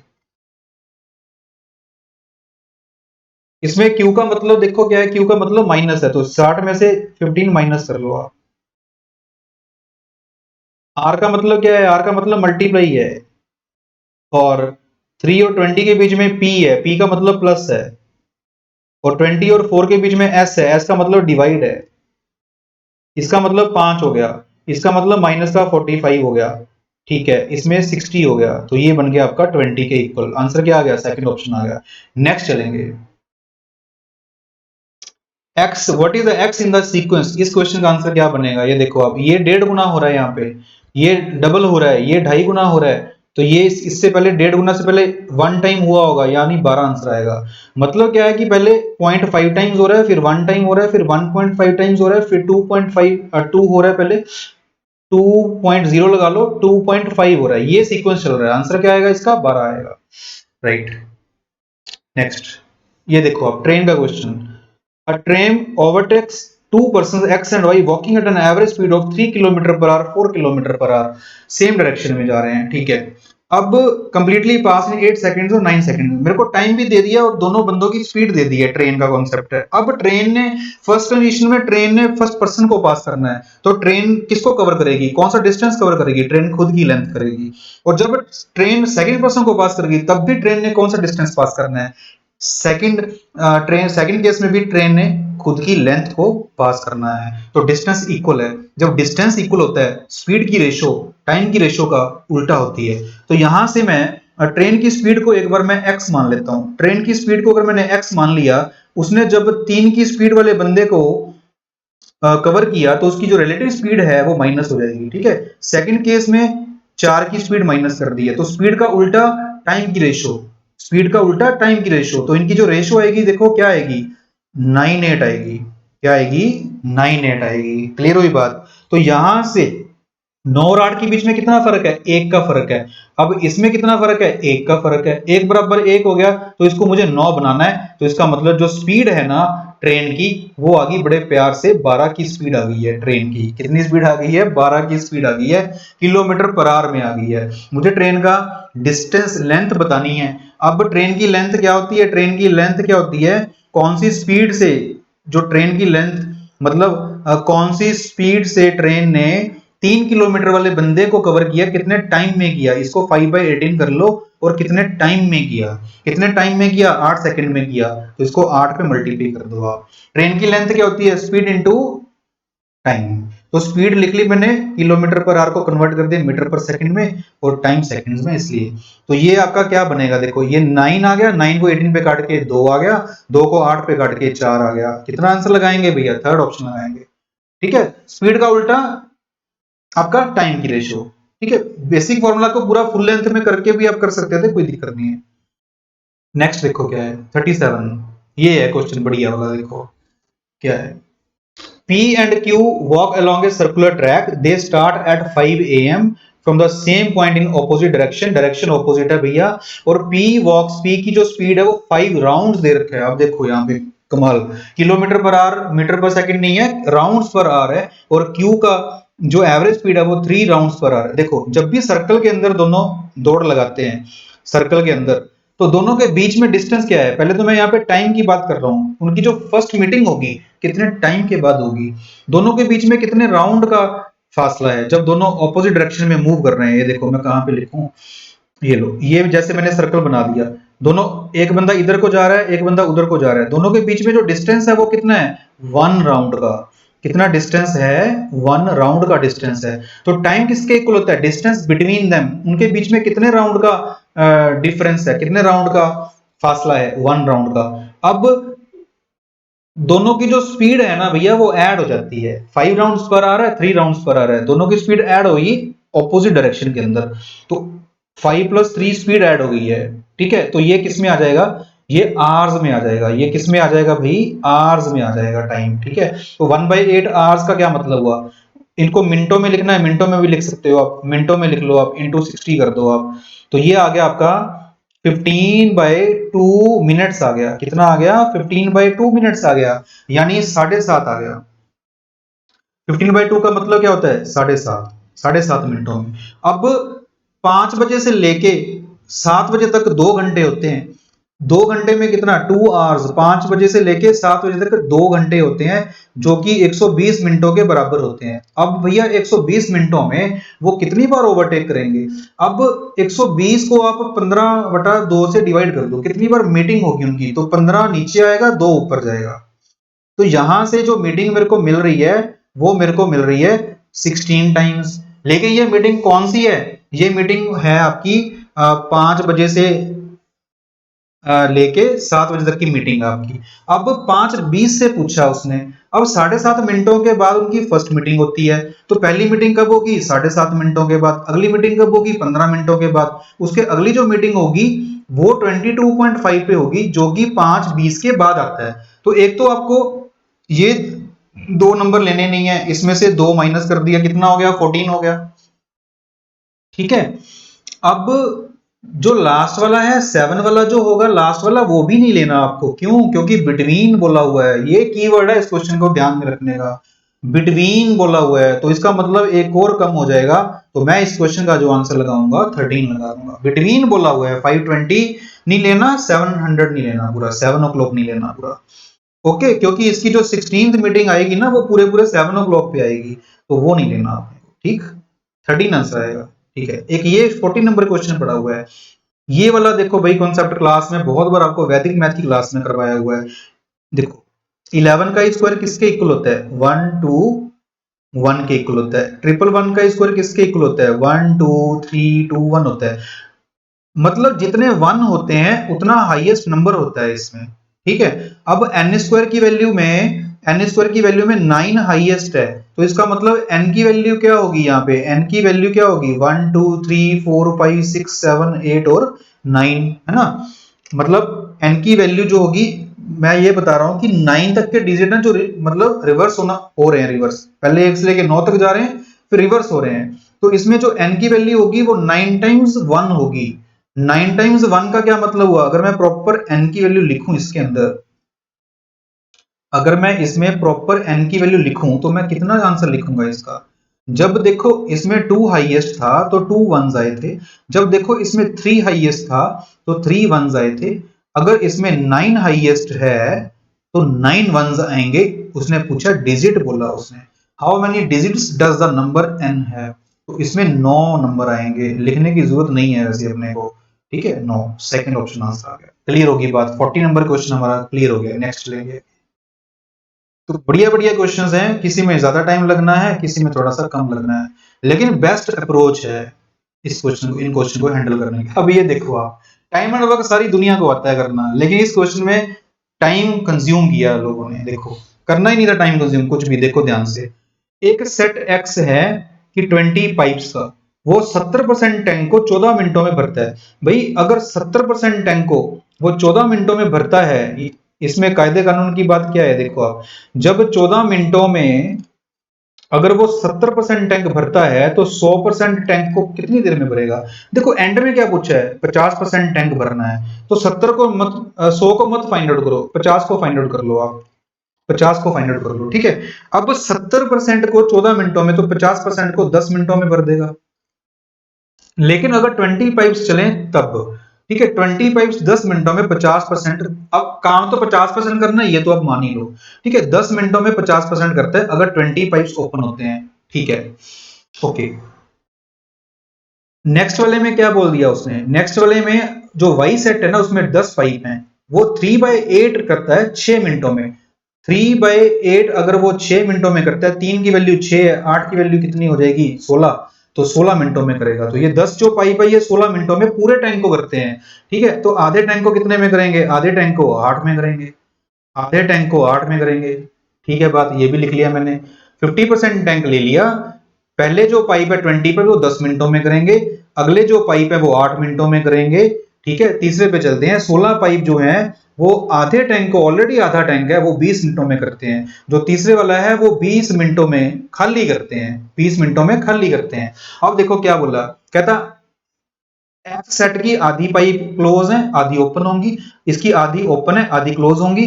तो जेड जो सेट है ना उसकी सारी पाइप ओपन है। तो इसमें क्या होगा? देखो पहले वाले को पूरा काम करने में कितना टाइम लग रहा था? पहले वाले को 10 मिनट लग रहे थे पूरा काम करने में, 10 मिनट लग रहे हैं। अगर पाइप मैंने आधे कर दिए तो 20 मिनट्स लगेंगे, ठीक है, फिल करेंगे, ठीक है। नेक्स्ट वाले में 10 पाइप है, 10 पाइप को कितना टाइम लग रहा है? 10 पाइप को हमने बनाया था 16 मिनट लग रहे हैं। 10 पाइप को कितना टाइम लग रहा है? 16 मिनट लग रहे हैं। 10 पाइप को 16 मिनट लग रहे हैं। तो 10 पाइप को अगर पहले लगते थे 16 मिनट, 10 पाइप को अगर 16 मिनट लगते हैं तो आधे पाइप हो गए हैं, तो कितना लगेगा? यहाँ पे देखो आप, आधे पाइप नहीं हुए हैं ना इसके आधे पाइप हुए हैं, और इसको पूरा 100% करने में, 50% करने में इसको 8 मिनट लगने थे, है ना। 50% में 8 मिनट लगने थे।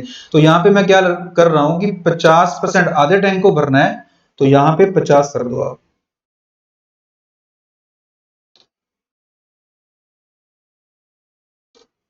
देखो समझ में आ गया, पाइप आधे हो गए हैं और काम भी आधा हो गया है। पाइप आधे होने से टाइम डबल लगेगा, और काम आधा होने से क्या होगा? टाइम कम लगेगा, आधा लगेगा। तो वहीं पे बैलेंस हो गया। तो 10 जो आधे पाइप ओपन है फर्स्ट वाले एक्स सेट के, तो उनको टाइम कितना लग रहा था? उनको टाइम 10 मिनट लग रहा था। 50% काम करने में, 50% काम करने में उनको 10 मिनट लग रहे थे। तो अगर पाइप आधे कर दूंगा मैं तो 20 मिनट लगेंगे, ठीक है। उसके बाद जो सेकंड वाला है 16 पाइप, किसमें 10 पाइप्स दिया हुआ है, 10 पाइप को पूरा टैंक भरने में, पूरा टैंक भरने में 8 मिनट लगते हैं। जो 10 पाइप्स हैं उसको, 10 पाइप को पूरा टैंक भरने में 16 मिनट लगते हैं ना। अगर पूरा टैंक भरने में 16 मिनट लगते हैं तो 50% भरने में 8 मिनट लगेंगे, ठीक है। तो अब पाइप आधे कर दिए हैं उसने, है ना। पाइप अगर उसने आधे कर दिए हैं तो 8 मिनटों मतलब पाइप उसने 5 कर दिए हैं, 5 तो पहले अगर 8 मिनट लगते थे, अब उसको लगेंगे 16 मिनट, ठीक है। अब इसके बाद जो खाली वाला है उसने, वो पूरी तरह ओपन है, सारे के सारे पाइप ओपन है। आधा टैंक भरने में उसको 20 मिनट, खाली करने में उसको 20 मिनट लगते थे, अब आधा ही करना है। तो तीसरे वाला जो जेड पार्ट है ना, उसको 20 मिनट लगेंगे खाली करने में पूरा। अब यहाँ पे आपको कहने का मतलब ना, ये सेटिंग करने के बाद आपको सोल्व करने की जरूरत नहीं थी। तो 20 से 20 कैंसिल ही हो गया सीधा। ये जो 20 में भरते हैं, ये 20 में खाली करते हैं, बचा के अपने पास 16। तो चौथा ऑप्शन आंसर आ गया। पूरा टैंक का वॉल्यूम अज्यूम करने की जरूरत नहीं थी, ठीक है। फिर से आपको मैं रिपीट कर देता हूँ इस क्वेश्चन को, कोई प्रॉब्लम नहीं है। ये देखो आप,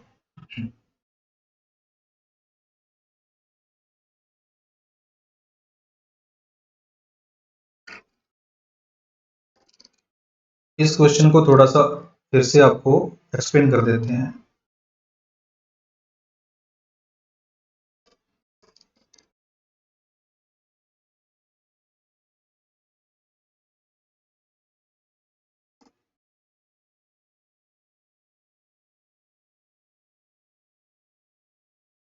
देखो हो क्या रहा है इसके अंदर, मोटी सी बात है। देखो आप कि 20 पाइप से पहले, 20 पाइप्स आधे काम को, ये देखो आप 20 पाइप्स हैं, 20 पाइप्स आधे काम को, 20 पाइप्स को आधे काम को 10 मिनट लगते थे। अगर पाइप मैंने आधे कर दिए तो टाइम डबल लगेगा, पहली बात, ठीक है। सेकंड वाले केस में क्या था? 10 पाइप थे, 10 पाइप को आधे काम को, पूरे काम को कितना लग रहा है? 16 मिनट लग रहे थे, आधे काम को 8 मिनट लगते थे, आधे काम को 8 मिनट लगते थे। पाइप अगर मैंने आधे कर दिए तो टाइम डबल लगेगा, 16 लगेगा। उसके बाद जो तीसरे वाला पार्ट है जेड वाला, उसमें 16 पाइप हैं, पूरे के पूरे ओपन है, काम आधा ही करना था, 20 मिनट लगते थे आधे काम को, 20 मिनट लगते थे खाली करने में। अब 20 से 20 कैंसिल हो गया, बचा कितना? 16। आंसर आ गया मेरा चौथा ऑप्शन। इतना सा काम करना था आपको। नेक्स्ट क्वेश्चन पे चलेंगे आप, ठीक है। बस यही निकालना था आपको कि 100% को कितना टाइम है। 50% का मैंने इसलिए निकाल दिया क्योंकि 50% का ही पूछा है उसने। Next, if n is a natural number, then what is the number distinct remainders of this value when divided by 4? पहली बात तो जब आप 4 पे डिवाइड करोगे, रिमाइंडर कौन से आ सकते हैं? 0 आ सकता है, 1 आ सकता है, 2 आ सकता है, 3 आ सकता है, ये रिमाइंडर आ सकते हैं। ठीक है। अब यहां पे n की वैल्यू नेचुरल बोली है, n की वैल्यू अगर नेचुरल बोली है तो देखते हैं। देखो n को जीरो तो लेना ही नहीं है, n को जीरो नहीं लेना है, n को वन अगर मैं ले लिया तो ये क्या बनेगा, तो ये जो रिजल्ट बनेगा ये क्या बनेगा, 1 + 2 कितना बनेगा, 3 बनेगा। 3 को 4 पे डिवाइड करोगे 3 रिमाइंडर आएगा। अगर मैंने n की वैल्यू को मैंने 2 ले लिया, तो 2 ले लिया तो क्या होगा, n की वैल्यू 2 ले लेंगे, 1 + 5 यानी 1 + 4 यानी 5। 5 को जब मैं 4 पे डिवाइड करूंगा तो रिमाइंडर कितना आएगा, 1 आएगा, 1 आएगा।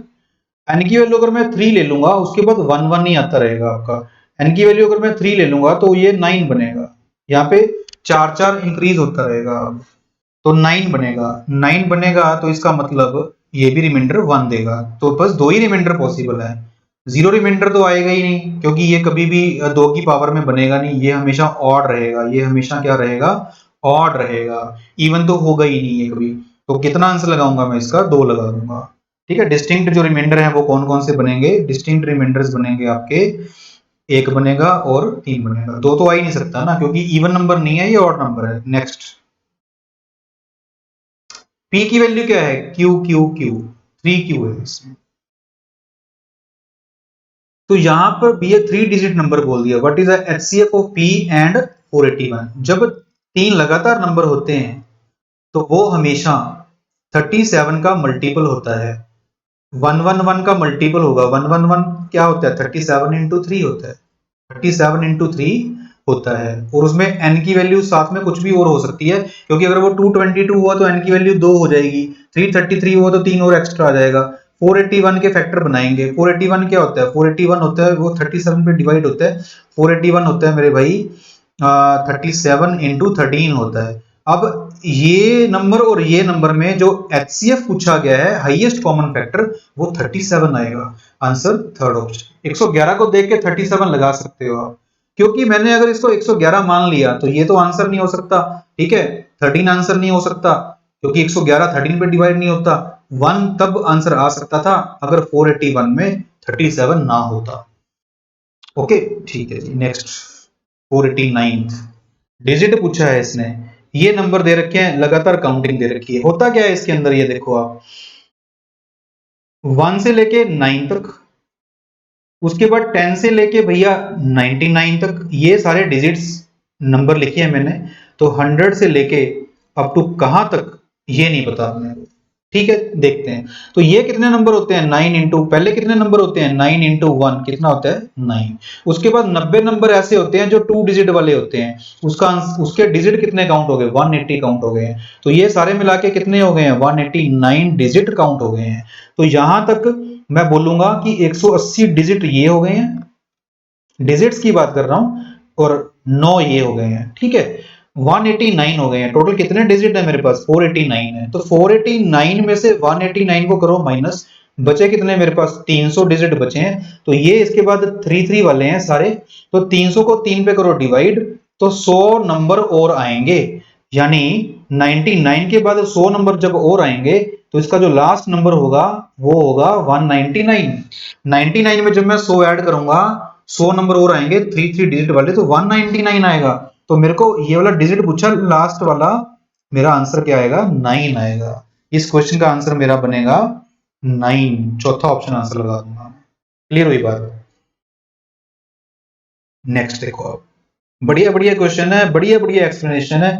ये देखो इसमें क्या बोल रहा है, mobile phone has been stolen, there are 3 suspects PQR, there were questioned knowing that only one of them is guilty. इनमें से एक ही गिल्टी है, एक ही चोर है इसमें जिसने मोबाइल चोरी किया है। अब सबकी स्टेटमेंट लेनी है, उसके बाद हमें पता करना है कि कौन बंदा चोर है।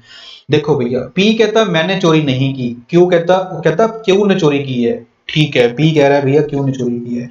इसमें ब्लेम वाली बात नहीं है कि कोई भी ब्लेम कर दिया तो जो ब्लेम करता है वही गलत होता है, वो नहीं है, वो नहीं करना इसमें, ऐसा कुछ नहीं है। कई बच्चे बोल रहे थे कि ऐसे कर सकते हैं, नहीं, ऐसा लॉजिक नहीं है। देखो ध्यान से, कहता P I did not steel, P कहता कि मैंने चोरी नहीं की। ठीक है, हर बंदा बोलता है। कहता Q ने चोरी की है, उसने क्या दिया कि Q ने चोरी करी है। Q कहता R ने चोरी नहीं की, मैंने भी चोरी नहीं की। R कहता मैंने चोरी नहीं की, R ने और बाकियों के बारे में वो जानता नहीं है। आर तो हो गया बाहर, आर ने तो बात करके बाहर हो गया कि मैंने चोरी नहीं की और मुझे बाकियों के बारे में पता नहीं है। अब पी मेरे भाई क्यू पे ब्लेम कर रहा है और जो क्यू है वो आर पे, वो पी पे ब्लेम कर रहा है। अगर ब्लेम वाली बात ही होती तो फिर पी चोर क्यों है?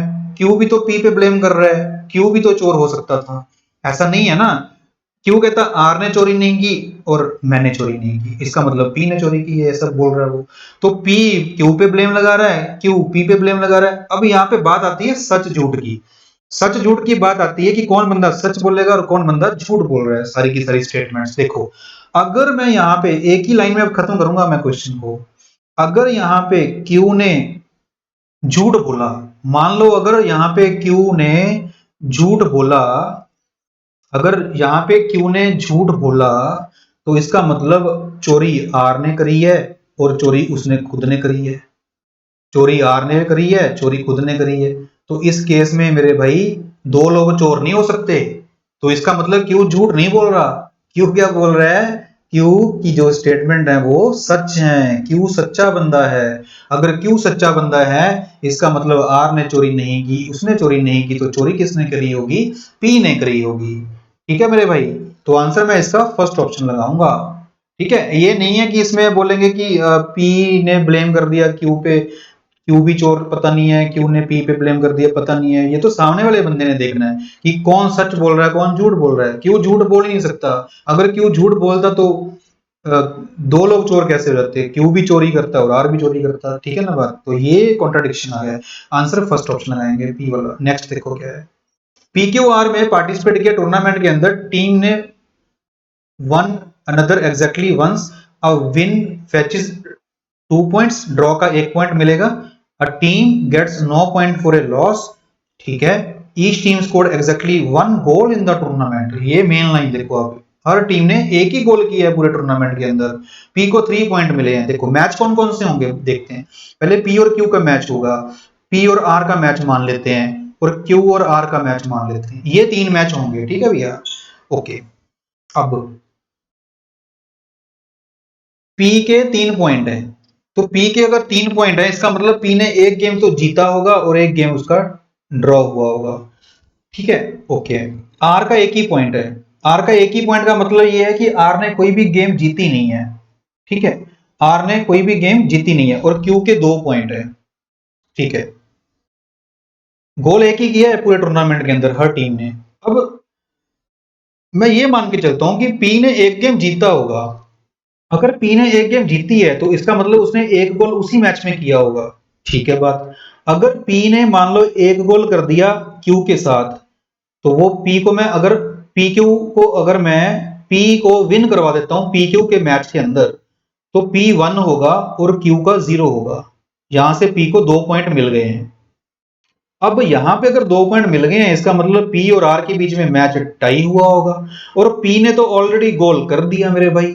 अब नेक्स्ट केस में जो टाई हुआ होगा ना पी और आर के बीच में, वो 0-0 से टाई हुआ होगा, 1-1 से टाई नहीं हुआ होगा, क्योंकि एक टीम एक ही गोल करती है पूरे टूर्नामेंट के अंदर। ठीक है भैया, पी के तो 3 पॉइंट हो गए पूरे और आर का भी 1 पॉइंट हो गया पूरा। अब क्यू और आर के बीच में क्यू ने अगर गेम को जीता है, क्योंकि क्यू के 2 पॉइंट है ना, क्यू को तो अभी कोई पॉइंट मिला ही नहीं है, तो क्यू ने एक गोल कर दिया और आर ने इसमें कोई भी गोल नहीं किया। अब इस केस में क्या हुआ होगा? इस केस में मेरे भाई आप ये देखो, आर ने पूरे टूर्नामेंट के अंदर कोई गोल ही नहीं किया। आर ने अगर कोई टूर्नामेंट के अंदर गोल नहीं किया तो ये वाले केस तो पॉसिबल नहीं होंगे ना। आप मेरी बात समझे। अब मेरे को शुरुआत कहां से करनी चाहिए थी? मेरे को यहां से शुरुआत करनी चाहिए थी कि आर का एक ही पॉइंट मिला है और आर ने वो वाला मैच ड्रॉ किया होगा तभी उसको 1 पॉइंट मिला है। और आर ने मतलब एक गोल उसी के अंदर किया होगा जो उसने मैच ड्रॉ करवा लिया क्यू के साथ। ठीक है, आर का और क्यू का जो मैच है उसको ड्रॉ करवा देते हैं। उसमें क्यू ने भी 1 गोल किया, आर ने भी 1 गोल किया, दोनों को एक एक पॉइंट मिल गया यहां से और दोनों के गोल भी हो गए हैं पूरे। ठीक है, अब पी आर से जीता होगा, पी ने एक गोल आर के साथ ही किया होगा, आर ने कोई गोल नहीं किया। अब क्यू के साथ क्या हुआ? पी का जो ड्रॉ हुआ है मैच वो 0-0 से ड्रॉ हुआ है। ये है मेन बात इस क्वेश्चन के अंदर। तो ये केस पॉसिबल होता है क्योंकि आर का मैच ड्रॉ हुआ है, एक ही पॉइंट है, तो उसने 0-0 से ड्रॉ नहीं करवाया होगा, उसने 1-1 से ड्रॉ करवाया होगा।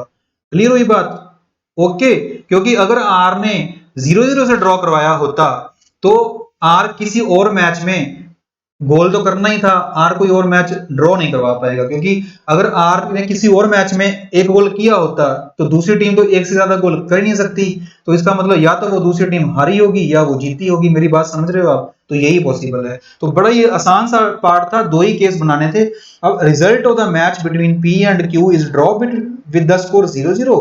पी क्यू का मैच 0-0 से ड्रॉ हुआ, बिल्कुल हुआ सर, फर्स्ट आ गया इसका, ओके है। नेक्स्ट वाले में number of goals scored by R against Q is 1। Yes, बिल्कुल ठीक बात है, दोनों ठीक है। तो मैं इसका आंसर क्या लगाऊंगा? Both 1 and 2, right. Next play में चलेंगे, नेक्स्ट देखते हैं क्या है।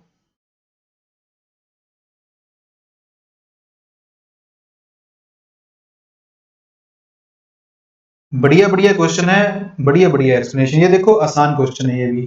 P is brother of Q and R. P जो है वो क्यू और आर का ब्रदर है, लिख लेते हैं मेरे भाई। पी क्यू और आर का ब्रदर है, क्यू और आर का जेंडर नहीं पता। S is hours mother, S जो है वो आर की मम्मी है, ठीक है। टी इज पीज फादर, तो टी टी पी का फादर है। और पी और एस आपस में क्या होंगे? हस्बैंड वाइफ होंगे, ये सारे आपस में बहन भाई हैं, ठीक है। क्यू और आर का जेंडर नहीं पता। S and T are couple, कौन सी स्टेटमेंट ट्रू है? S and T are couple, S और टी कपल है, बिल्कुल सही है।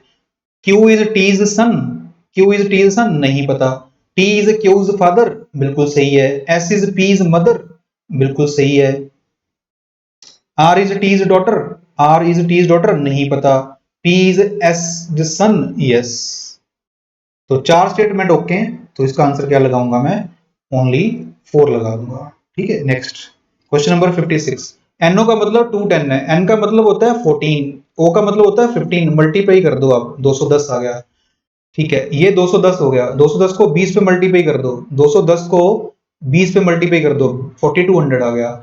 ये 5 होता है, तो 4200 को मेरे भाई 5 पे मल्टीप्लाई कर दो, 4200 को 5 पे किया 21000 आ गया। अब इसमें एस की वैल्यू 19 होती है, तो आपको क्या करना है? 21000 को 19 पे मल्टीप्लाई कर दो, 399 होता है, साथ में लगा दो 3 जीरो भी है। ये आंसर आ गया फर्स्ट ऑप्शन। आसान क्वेश्चन है, आगे की आगे मल्टीप्लाई करते रहना है। नेक्स्ट वाला 57, इसमें क्या लिखा हुआ है? फ्रांस। देखो फ्रांस और जर्मनी के बीच में कॉमन लेटर्स हैं कुछ, आर पड़ा हुआ है, ठीक है, ए पड़ा हुआ है, ठीक है, ई भी है, एन भी है, एन पड़ा हुआ है। देखो आर का कोड क्या है? आर ए, एन का कोड क्या है? 5 4 और 3 है। इसमें भी देखो आर का कोड क्या है? 5 है, ठीक है, ए का 4 है और एन का 3 है। तो same same code, same same letter. Yemen का कोड निकालना है, वाई कहां से मिलेगा? 7, 7 मिलेगा। ये आंसर नहीं हो सकता, ये आंसर नहीं हो सकता, क्लियर बात। और उसके बाद ई का कोड क्या है? ई का कोड है 1, तो यहाँ पे 1 आएगा, एक छोड़ के 1 आएगा, ठीक है, 711 आएगा। उसके बाद एम का कोड क्या है? एम का कोड मिल गया अपने को 8, तो 718 आएगा। और एन का कोड क्या है अपने पास? एन का कोड 3 है, तो 71813 आ गया, डी ऑप्शन आंसर आ गया। नेक्स्ट ये देखो, इसमें क्या है? P Q R S T और distinct digits such that t not equal to 0। p is a thrice of t, 5 digit का नंबर है। p is a thrice of t, s is greater than q by 4, q is greater than r by 3। ओहो, okay. How many such 5 digit numbers are possible? तो एक काम करते हैं, सबसे छोटा नंबर मेरे को r नजर आ रहा है, मैं सबसे पहले r से शुरू करता हूं, 0 से शुरू करता हूं। अगर r 0 है, r से 3 बड़ा कौन है? q, तो q 3 होगा। और अगर q 3 होगा तो एस कितना होगा? 7 होगा। मैं पहले 307 वाले नंबर चेक कर लेता हूं क्या होंगे। एक उसने क्या लाइन बोल दी? एक लाइन ये बोल दी कि जो पी है ना वो टी का 3 टाइम्स है, ठीक है।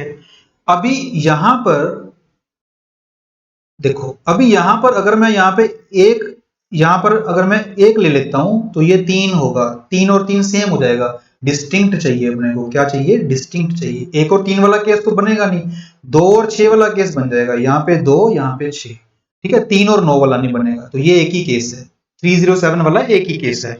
अब इसके बाद मैं इसको 1 कर देता हूं। अगर ये 1 होगा, ये 4 होगा, ये 8 होगा। अब इसमें देखो कौन कौन से केस आ रहे हैं। इसमें केस कौन कौन से आएंगे, यहाँ पे मेरे भाई एक ले नहीं सकते आप, यहाँ पे 3 ले लो, 2 ले लो, यहाँ पे 2 ले लो, ये 6 हो जाएगा। उसके बाद यहाँ पे 3 ले लो, यहाँ पे 9 हो जाएगा, ये बन गया। ठीक है, नेक्स्ट। अब 1 की जगह पे यहाँ पे 2 कर दो, 2 में आप 3 ऐड करो, ये 5 होगा, और ये इसमें 4 ऐड कर दो, 9 होगा। अब इसमें कौन कौन सा केस आ सकता है, यहाँ पे 1 ले लो, यहाँ पे 3 ले लो। ठीक है, यहाँ पे 2 ले नहीं सकते आप, क्योंकि 2 ऑलरेडी आ चुका है। ठीक है, तो बस ये केस बनेंगे इसके। कितने केस बन जाएंगे इसके, 4 केस बन जाएंगे। ध्यान से देख लो, कोई नंबर रिपीट नहीं होना चाहिए।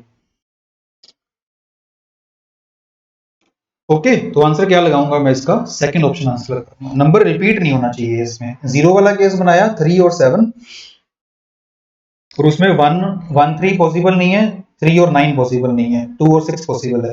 फिर 1 ले लिया हमने, 4 और 8, उसमें 1 पॉसिबल नहीं है, 3 पॉसिबल है, 2 भी पॉसिबल है। ठीक है, फिर हमने 2 ले लिया, और 2 के केस में 1 3 9 आ जाएगा, 1 3 पॉसिबल है, 3 और 6 2 और 2 ले नहीं सकते, क्योंकि 2 ऑलरेडी एज्यूम किया है हमने, और 3 और 9 आ नहीं सकता, क्योंकि 9। ठीक है, तो आंसर 4 आएगा। नेक्स्ट देखोगे, एक्स कैन कंप्लीट 1/3 6 डेज में काम करता है, तो पूरा काम कितने में करेगा, 18 दिनों में। वाई कैन कंप्लीट 1/3 8 दिनों में करता है, पूरा काम कितने में करेगा, 24 दिनों में करेगा। ठीक है, Z 3/4 12 दिनों में करता है। तीन की वैल्यू अगर 12 है, 4 की वैल्यू 16 है, तो Z जो है वो 16 दिनों में काम को पूरा करता है। ठीक है, all of them work together for n days and then x Z quit, छोड़ के चले गए हैं। Y एलॉन ने वो बाकी का जो काम है 26/3 डेज में किया। ठीक है, करते हैं सॉल्व इसको। देखो आप 18 24 और 16 का जो एलसीएम है, आप एज्यूम कर लो, कितना एज्यूम करोगे आप, 18 24 और 16 का, 18 और 24 का जो एलसीएम है, वो ले लो आप 72। 72 में 8 आ चुका है, और 72 और 16, 72 और 16 का जो एलसीएम है वो कितना आएगा, 144। 144 ले लो, 72 जो है वो 16 के टेबल में नहीं आता है, 144 ले लो। चलो भैया 144 टोटल वर्क एज्यूम कर लेते हैं। ठीक है, जो x की एफिशिएंसी है वो कितनी आएगी, 18। क्या मतलब है इसका, 18 में 144 करता है, x की एफिशिएंसी 8 आ गई है। ठीक है, y की एफिशिएंसी कितनी आ जाएगी, 6 आ जाएगी, और z की एफिशिएंसी कितनी आ जाएगी, 9 आ जाएगी। ठीक है, लास्ट वाले जो 26/3 डेज है ना मेरे भाई, उसमें कितना काम हो गया, उसमें काम किसने किया, उसने y ने काम किया। y की एफिशिएंसी कितनी है, 6 की है। तो लास्ट वाले हम बात करेंगे कि लास्ट वाले टाइम में y ने 52 काम कर दिया। अगर 52 हो गया, 144 में से 52 माइनस कर दो, तो कितने बचे मेरे पास, 92। 92 काम बाकी है। अगर 92 काम बाकी है, वो किसने किया होगा, all of them work together for n days and x and z quit and y alone finishes the remaining work। y ने remaining work जो है वो 52 कर दिया। इसका मतलब क्या हुआ होगा, इसका मतलब n डेज ने उन्होंने इकट्ठे काम किया है मेरे भाई, n डेज इकट्ठे काम किया है। तो यहां पर तीनों की इकट्ठी जो एफिशिएंसी है, 8 6 14 और 9 23, 23 मिलके काम करते हैं। वो एक दिन में कितना काम करते हैं, 23 करते हैं। तो 92 को 23 पे डिवाइड कर दो, इसका मतलब इसका जो आंसर है वो क्या आ जाएगा, 4 आ जाएगा। 59 का जो आंसर सेकंड ऑप्शन आएगा। 4 दिन के बाद Z और X ने क्विट कर दिया होगा। टाइम एंड वर्क बच्चों को इजी लगता है, ये क्वेश्चन तो आपने कर लिया होगा। ठीक है, इसमें देखो क्या है, इसमें 2 का गैप है, फिर 3 का गैप है, फिर 5 का गैप है, फिर 7 का गैप है, प्राइम नंबर का गैप है, प्राइम नंबर का गैप है। 7 के बाद कितना गैप आएगा, 11 का गैप आएगा। तो 18 प्लस 11 कितना हो गया, 18 प्लस 11 हो गया 29 हो गया। Answer is third option, right. Next लेंगे, तो 30 नंबर तो बड़े आराम से, 32 जो भी है आपके क्वालिफाइंग के लिए नंबर चाहिए थे, तो वो बड़े आराम से आ सकते थे।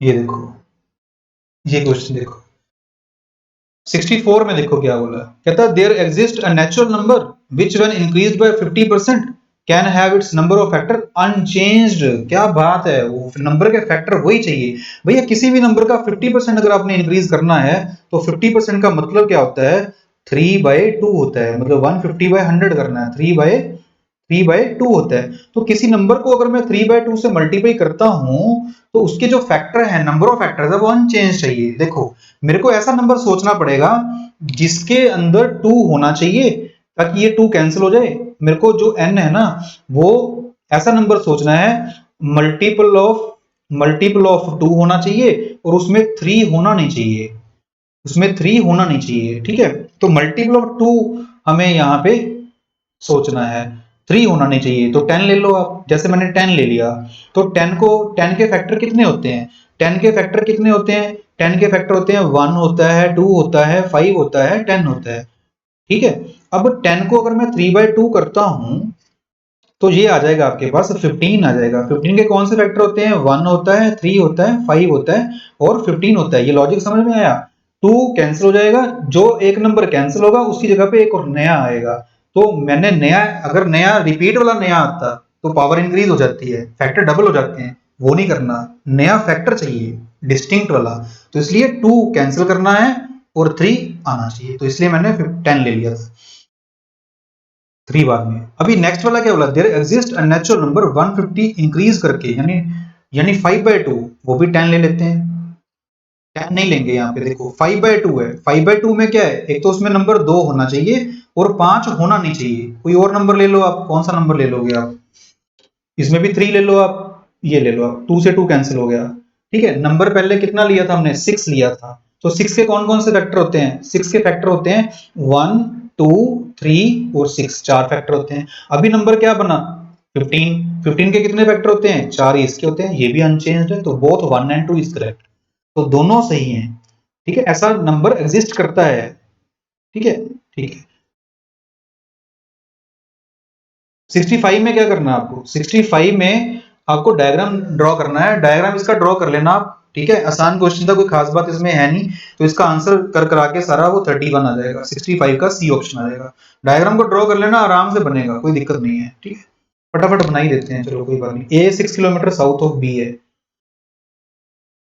ए जो है वो 6 किलोमीटर साउथ ऑफ बी है। A is 10 kilometre west of C, A C के वेस्ट में है 10 किलोमीटर।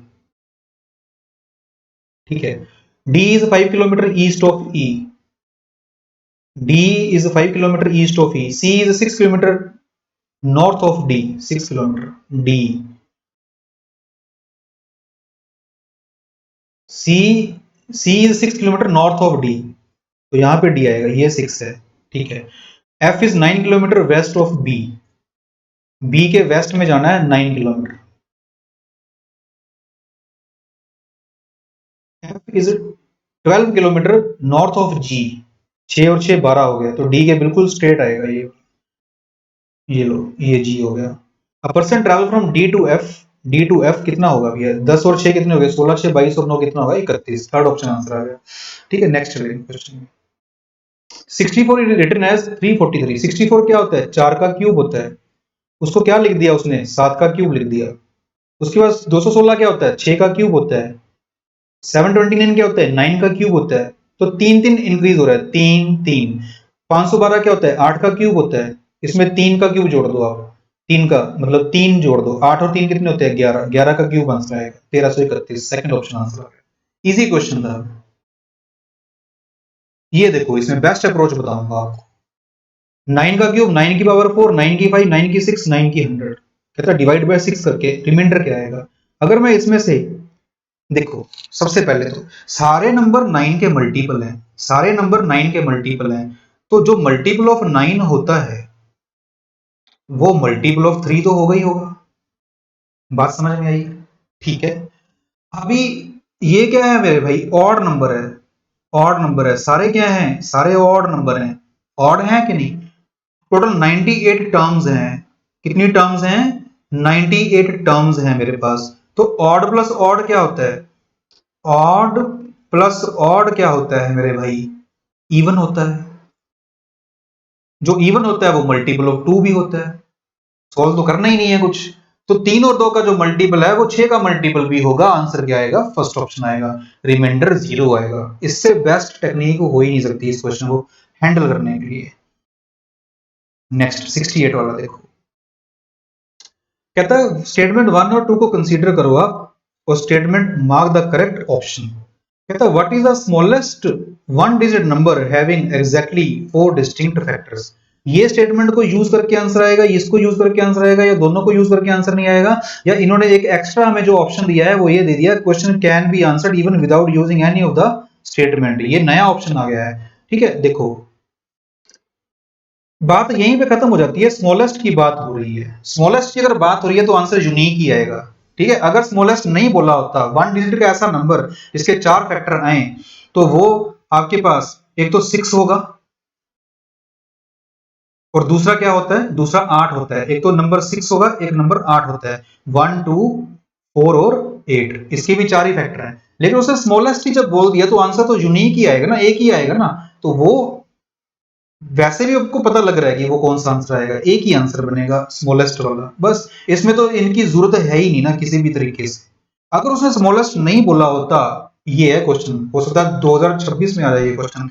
अगर स्मॉलेस्ट नहीं बोला होता, वन डिजिट का नंबर बोला होता, तो फर्स्ट स्टेटमेंट की मेरे को जरूरत नहीं थी, क्योंकि 2 is one of the factor दोनों में है, वो दोनों में है। 3 is one of the factor, उस केस में 3 इसमें है, इसमें नहीं है, उस केस में ये वाला यूनिक आंसर आ जाता। अगर स्मॉलेस्ट नहीं बोला होता फिर स्टेटमेंट 2 मेरे को चाहिए होती। अभी स्मॉलेस्ट बोला हुआ है तो स्मॉलेस्ट तो एक ही आंसर आएगा ना, 8 तो स्मॉलेस्ट हो नहीं सकता, स्मॉलेस्ट 2 तो नहीं हो सकते ना। तो आंसर क्या लगाऊंगा, स्टेटमेंट, इसका जो आंसर है वो दिया जा सकता है without using any statement. Next, इसमें देखो क्या है, PP PP into P Q equals to किसके है, आर आर एस एस।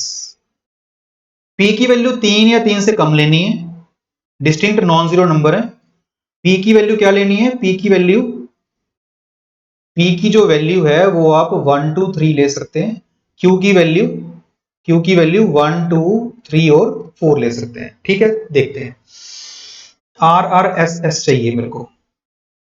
ठीक है, अब इसमें देखो, अगर मैं P की वैल्यू 1 1 लेता हूं, P की वैल्यू 1 पॉसिबल नहीं है, क्योंकि अगर मैं 1 1 ले लूंगा वो तो 4 डिजिट का नंबर बनेगा ही नहीं। 2 2 लूंगा तो भी नहीं बनेगा, क्योंकि 30 का 30 बोलेंगे 29 इंटू 29 841 होता है, तो वो ले नहीं सकता मैं। तो P की वैल्यू तो 3 फिक्स हो गई है, ये तो पक्का ही है। तो P की वैल्यू अगर 3 फिक्स हो गई है तो यहाँ पे मैं क्या काम करने वाला हूँ, यहाँ पे मेरे भाई मैं P को हटा के यहाँ पे 3 करने वाला हूँ, ये मुझे करना ही पड़ेगा। P की वैल्यू को मैंने 3 3 ले लिया और यहाँ पे 3 लिख दिया। ठीक है, ओके। अब Q की वैल्यू अगर मैं 1 लेता हूँ, 2 लेता हूँ, 3 लेता हूँ, 4 लेता हूँ, तो क्या होगा ये मुझे चेक करना है। ठीक है, ओके। 33 इंटू 31 कितना होता है, 33 को आप 30 पे मल्टीप्लाई करोगे 990 होता है। 33 इंटू 31 कितना होगा भैया, 33 इंटू 31 कितना होता है, 33 को आप 30 से मल्टीप्लाई करते हो तो वो 990 होता है, तो ये 1023 बनेगा। कितना बनेगा, 1023 बनेगा। तो ये आंसर नहीं है। इसको 2 पुट करेंगे तो क्या होगा, 33 और ऐड कर दो, इसमें 33 ऐड किए, इसमें अगर मैं 33 ऐड करूंगा तो ये 56 बन जाएगा। कोई फर्क पड़ेगा, नहीं पड़ेगा। इसको आप 3 कर दो, 33 और ऐड कर दो, 33, अच्छा डिस्टिंक्ट लेने हैं वो पॉसिबल नहीं है, तो 4 ले लो आप। अगर 4 करूंगा तो क्या होगा, 4 करूंगा तो ये आ गया 33 1089 प्लस 33 1122। एक ही आंसर पॉसिबल है, इसके लिए भी मेरे को दोनों स्टेटमेंट की जरूरत नहीं थी। तो एक ही आंसर, यूनिक आंसर पॉसिबल है, यूनिक आंसर। तो इसका आंसर भी without using any of the statement दिया जा सकता था। आंसर आएगा चौथा ऑप्शन। नेक्स्ट वाले पे चलेंगे। उम्मीद है आपको वीडियो पसंद आ रहा होगा, मेरे जो सोल्यूशंस हैं, जो अप्रोच है वो आपको पसंद आ रही होगी। वीडियो को लाइक पक्का करना अगर आपको अच्छे से समझ में आ रहा है। तो ये देखो नेक्स्ट क्या है, how is Q related to P. P की दो सिस्टर हैं, पी की दो सिस्टर हैं आर एस। ठीक है, इससे मेरे को क्यू का पी से क्या रिलेशन है नहीं पता लगाया जा सकता। आर कि फादर क्यू का ब्रदर है। आर का जो फादर है वो क्यू का ब्रदर है, ऐसे बना दिया। ठीक है, तो यहां से भी क्यू रिलेटेड टू पी नहीं बताया जा सकता क्योंकि क्यू का जेंडर नहीं पता। पहले केस में तो क्यू था ही नहीं, दूसरे केस में क्यू का जेंडर नहीं पता, तो दोनों को कंबाइन करके भी आंसर नहीं आ सकता। तो मैं इसको आंसर को क्या लगाऊंगा, question can not be answered even using any of the statements. ठीक है भैया, तो क्यू का जेंडर नहीं पता लग रहा मेरे को। चौथा ऑप्शन डी आंसर बहुत क्वेश्चन का है। मेरे को तो लगता है अगर सबने तुक्का मारा होता है डी डी डी वाला, फिर भी मेरे ख्याल से पेपर के पास पहुंच जाते हैं मेरे भाई आप। जो नहीं आते उनमें, जो आते हैं उनमें नहीं। नेक्स्ट वाले में चलते हैं, नेक्स्ट वाला देखते हैं क्या है। ये देखो नेक्स्ट वाला कहता है एक फुटबॉल मैच के अंदर P playing against Q behind by 3 goals with 10 minutes remaining, does P win the match. 3 गोल पीछे है, क्या पी ने मैच जीता होगा? मुझे यस और नो में आंसर देना। अगर नो आंसर आप कंक्लूड कर सकते हो तो भी स्टेटमेंट फॉलो करेगी, अगर यस में कंक्लूड कर सकते हो तो भी स्टेटमेंट फॉलो करेगी। पहली स्टेटमेंट क्या है, टीम पी ने लास्ट के 10 मिनट में स्कोर कर दिए 4। ओके, अब पी ने लास्ट मिनट में 4 स्कोर कर दिया, ठीक है। हो सकता है क्यू ने भी उस 10 मिनटों में स्कोर और किया हो, तो इसका मतलब ये तो कोई जरूरी नहीं है। हो सकता है पी जीता हो सकता है पी ना जीता हो। अगर क्यू ने लास्ट के 10 मिनटों में कोई भी गोल नहीं किया, 3 गोल पीछे था, उस केस में तो वो जीता होगा। कहने का मतलब अगर पी और क्यू का जो स्कोर है वो 3-0 थे, मान लो 10 मिनट पहले, तो लास्ट में उसमें स्कोर क्या कर दिया होगा क्यू ने। पहली स्टेटमेंट ही ले रहा हूं मैं, क्यू ने मान लो कोई भी स्कोर नहीं किया, उसके बाद पी ने 4 कर दिया, तो पी जीत गया। अगर हो सकता है क्यू ने भी 4 कर दिया हो, उस केस में क्यू हार गया, तो पहले वाले से तो आंसर नहीं आएगा। अब दूसरे पे चलते हैं, क्यू ने टोटल स्कोर 4 किया है, तो ये वाला केस हम हटा ही देते हैं। क्यू ने टोटल स्कोर कितना किया है, 4 किया है। इसमें भी देखेंगे क्या हो रहा है, देखो इसमें भी देखेंगे, बड़ा इंटरेस्टिंग सा क्वेश्चन बन रहा है ये तो, बिल्कुल चेक करेंगे। देखो अगर क्यू का स्कोर 0 था 10 मिनट पहले, पी का 3 होगा। ओके, कहता क्यू ने टोटल स्कोर 4 ही किया है। अगर क्यू ने टोटल स्कोर 4 किया है, सॉरी क्यू आगे था ना, क्यू आगे था बिहाइंड बाय 10 मिनट्स, पी पीछे था। Oh just hold on, just hold on. तो पिछला केस क्या था, पिछला केस फर्स्ट स्टेटमेंट में क्या था, team P scored 4 goals in the 10 minutes. तो उस केस में तो भी देखो सिंपल सी बात है, पी ने लास्ट के 10 मिनटों में 4 गोल किए हैं, 3 गोल पीछे था पी। ये भी हो सकता है क्यू ने उस टाइम के दौरान क्यू ने भी गोल किए हों, और उस केस में तो क्यू हारेगा नहीं, पी जीतेगा नहीं। ठीक है, अगर क्यू ने और कोई गोल नहीं किया तो पी जीत जाएगा। तो इसमें यस और नो वाली बात आ गई है। तो सेकंड वाले में चलते हैं। सेकंड केस में अगर पी का स्कोर 0 था 10 मिनट पहले, क्यू का 3 था, ठीक है। अब क्यू ने टोटल स्कोर तो पूरे मैच में 4 ही किया है, पी ने 4 कर दिए, तो इसमें मैच क्या हो गया, टाई हो गया। तो पी जीता नहीं, इसमें पी नहीं जीतेगा। ठीक है, अगर पी का, अगर मैं इसमें पी का स्कोर पहले वाला मतलब 1 ले लेता हूं और क्यू का मैं 4 ले लेता हूं, तो क्यू ने तो और कोई स्कोर किया नहीं है, क्यू ने पी ने 4 गोल और कर दिए, तो इस केस में पी क्या हो गया, जीतेगा। तो ये भी यस और नो वाली बात आ गई है, तो इससे भी आंसर नहीं आएगा। ठीक है बात, अगर मैं दोनों को क्लब कर देता हूं, मैं क्लब वाली बात ही कर रहा हूं, अगर मैं दोनों को क्लब करता हूं तो आंसर मैं नहीं बता सकता इसमें। ठीक है, स्टेटमेंट 2 को अगर मैं सीधा ओनली स्टेटमेंट 2 को लेता हूं, team Q scored a total 4 goals in the match, तो यहां से 3 स्कोर वो पी पीछे है और क्यू ने 4 ही गोल किए हैं, वहां से तो मैं बता ही नहीं सकता ना कि पी ने गोल किया कि नहीं किया। तो स्टेटमेंट 2 को तो डिस्कस करने का फायदा ही नहीं है, इकट्ठा कोई डिस्कस करके भी इसका आंसर नहीं आ रहा। तो इस क्वेश्चन का आंसर भी मैं क्या लगाऊंगा, इस क्वेश्चन का आंसर भी मैं लगाऊंगा चौथा option, can not be answered even by both statements. तो बहुत सारे क्वेश्चन के आंसर यही आए हैं। 74 पे चलेंगे। The question is given followed by two statements 1 and 2, consider the questions and statements and mark the correct option. ये अब इसका फॉर्मूला क्या होता है, इसको मैं लिख सकता हूं पी, पी का स्क्वायर क्यू का स्क्वायर प्लस का 2p क्यू माइनस का 4p क्यू। तो इसको मैं क्या लिख सकता हूं, p माइनस क्यू का होल स्क्वायर। क्या ये पॉजिटिव है, अब ये मुझे चेक करना है, positive greater than 0 not equal to 0, क्योंकि 0 जो है 0 ना तो पॉजिटिव है, 0 जो है ना तो पॉजिटिव है ना ही नेगेटिव है, ये ध्यान रखना। ओके, लेकिन 0 नॉन नेगेटिव है, तो पॉजिटिव बोला उसने, 0 पॉजिटिव नहीं है। तो यहाँ पे वो वाला केस कब होगा, जब p q के बराबर होगा, उस केस में क्या होगा, उस केस में वो 0 आ जाएगा रिलेशन।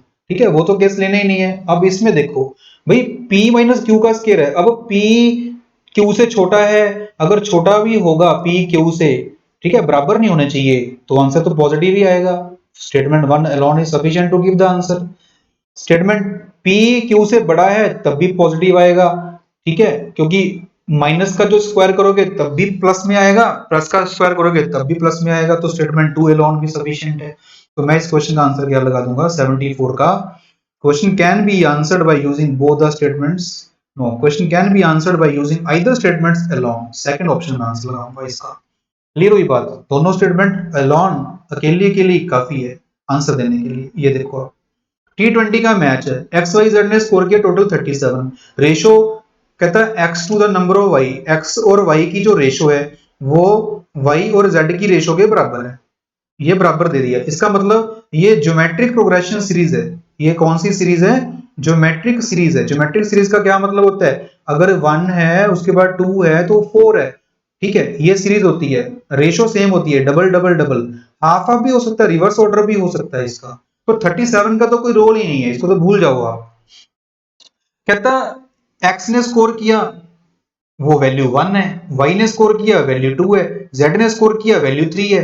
तो भाई ये भी पॉसिबल हो सकता है, और मतलब बोलेंगे ये भी पॉसिबल हो सकता है, रिवर्स ऑर्डर में भी पॉसिबल हो सकता है। तो मैं इसका आंसर क्या लगाऊंगा, इसका आंसर लगाऊंगा चौथा ऑप्शन, कोई भी कंपैरिजन नहीं किया जा सकता इस केस के अंदर। ओके, वैल्यू 1 और वैल्यू 3 का कोई भी कंपैरिजन नहीं कर सकते हम। नेक्स्ट लेंगे, नेक्स्ट देखो क्या है, p प्लस क्यू की वैल्यू 10 दे दी है अपने को। Maximum value of p Q कब होगी, जब ये इक्वल होते हैं, 5 गुना 5, ठीक है। तो p प्लस क्यू 5 गुना 5, मैक्सिमम वैल्यू क्या होगी 25, ठीक है, ये वैल्यू 1 हो गई है, ठीक है। वैल्यू 2, मैक्सिमम वैल्यू इसमें भी मैक्सिमम बोल दिया, p इंटू क्यू की मैक्सिमम वैल्यू। भाई जब ये स्टेटमेंट है p क्यू की मैक्सिमम वैल्यू तो बदल ही नहीं सकती, इस स्टेटमेंट का कोई मतलब नहीं है, इसका कोई मतलब नहीं है, तो ये भी कितनी होगी 25 ही होगी, ठीक है। तो value 1 equals to value 2, answer क्या लगाऊंगा मैं 76 का थर्ड लगा दूंगा। Next 77, consider the set of 11 numbers, minimum value of the average of the numbers of the set when they are consecutive integers greater than equal to -5। भाई -5 greater than equal to -5 का क्या मतलब है,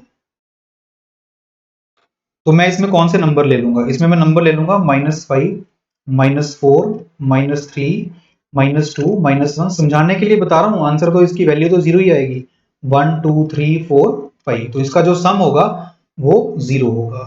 minimum value the product of the numbers of the set when they are consecutive non negative integer. ये है कहानी, जिसको non negative के बारे में नहीं पता वो क्वेश्चन आंसर नहीं निकाल सकता। नॉन नेगेटिव क्यों कौन से होते हैं, 0 एंड पॉजिटिव इंटीजर होते हैं, तो 0 बीच में आएगा और प्रोडक्ट की बात हो रही है, 0 को किसी से भी नंबर से गुना करोगे मल्टीप्लाई करोगे तो वो भी 0 आएगा। तो मैं इस क्वेश्चन का आंसर क्या लगाऊंगा, 0 बराबर 0, वैल्यू 1 बराबर value 2। Next, UPSC CSAT का जबरदस्त पेपर, जबरदस्त ट्रिक के साथ डिस्कस कर रहे हैं। Average of 3 numbers P Q are is के, एवरेज, ठीक है। कहता पी और क्यू में उतना ही फर्क है जितना क्यू एवरेज से कम है, पी एवरेज से उतना ही ज्यादा है। देखो होता क्या है, कहता पी एवरेज से उतना ही ज्यादा है, जितना ये ज्यादा लेके आया उतने का इसने नुकसान कर दिया। पी एवरेज से उतना ही ज्यादा है जितना ये कम है, तो इसका मतलब सेंटर वाला एवरेज से ऊपर नीचे नहीं हो सकता, क्योंकि पहले और तीसरे ने जितना फायदा किया नुकसान किया वो एवरेज से ऊपर नीचे नहीं हो सकता। तो आर की जो वैल्यू होगी वो क्या होगी, वो के होगी। वैल्यू ऑफ आर बोला उसने, है ना, वैल्यू ऑफ आर बोला। इसका सीक्वेंस क्या था, P is as much more than average of Q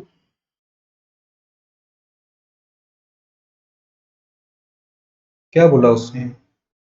उसने क्या बोला? P is as much more than average of Q, average more than average as R average बोली है उसने, पी क्यू आर की जो एवरेज है वो K बोली है। ओके ठीक है ओके।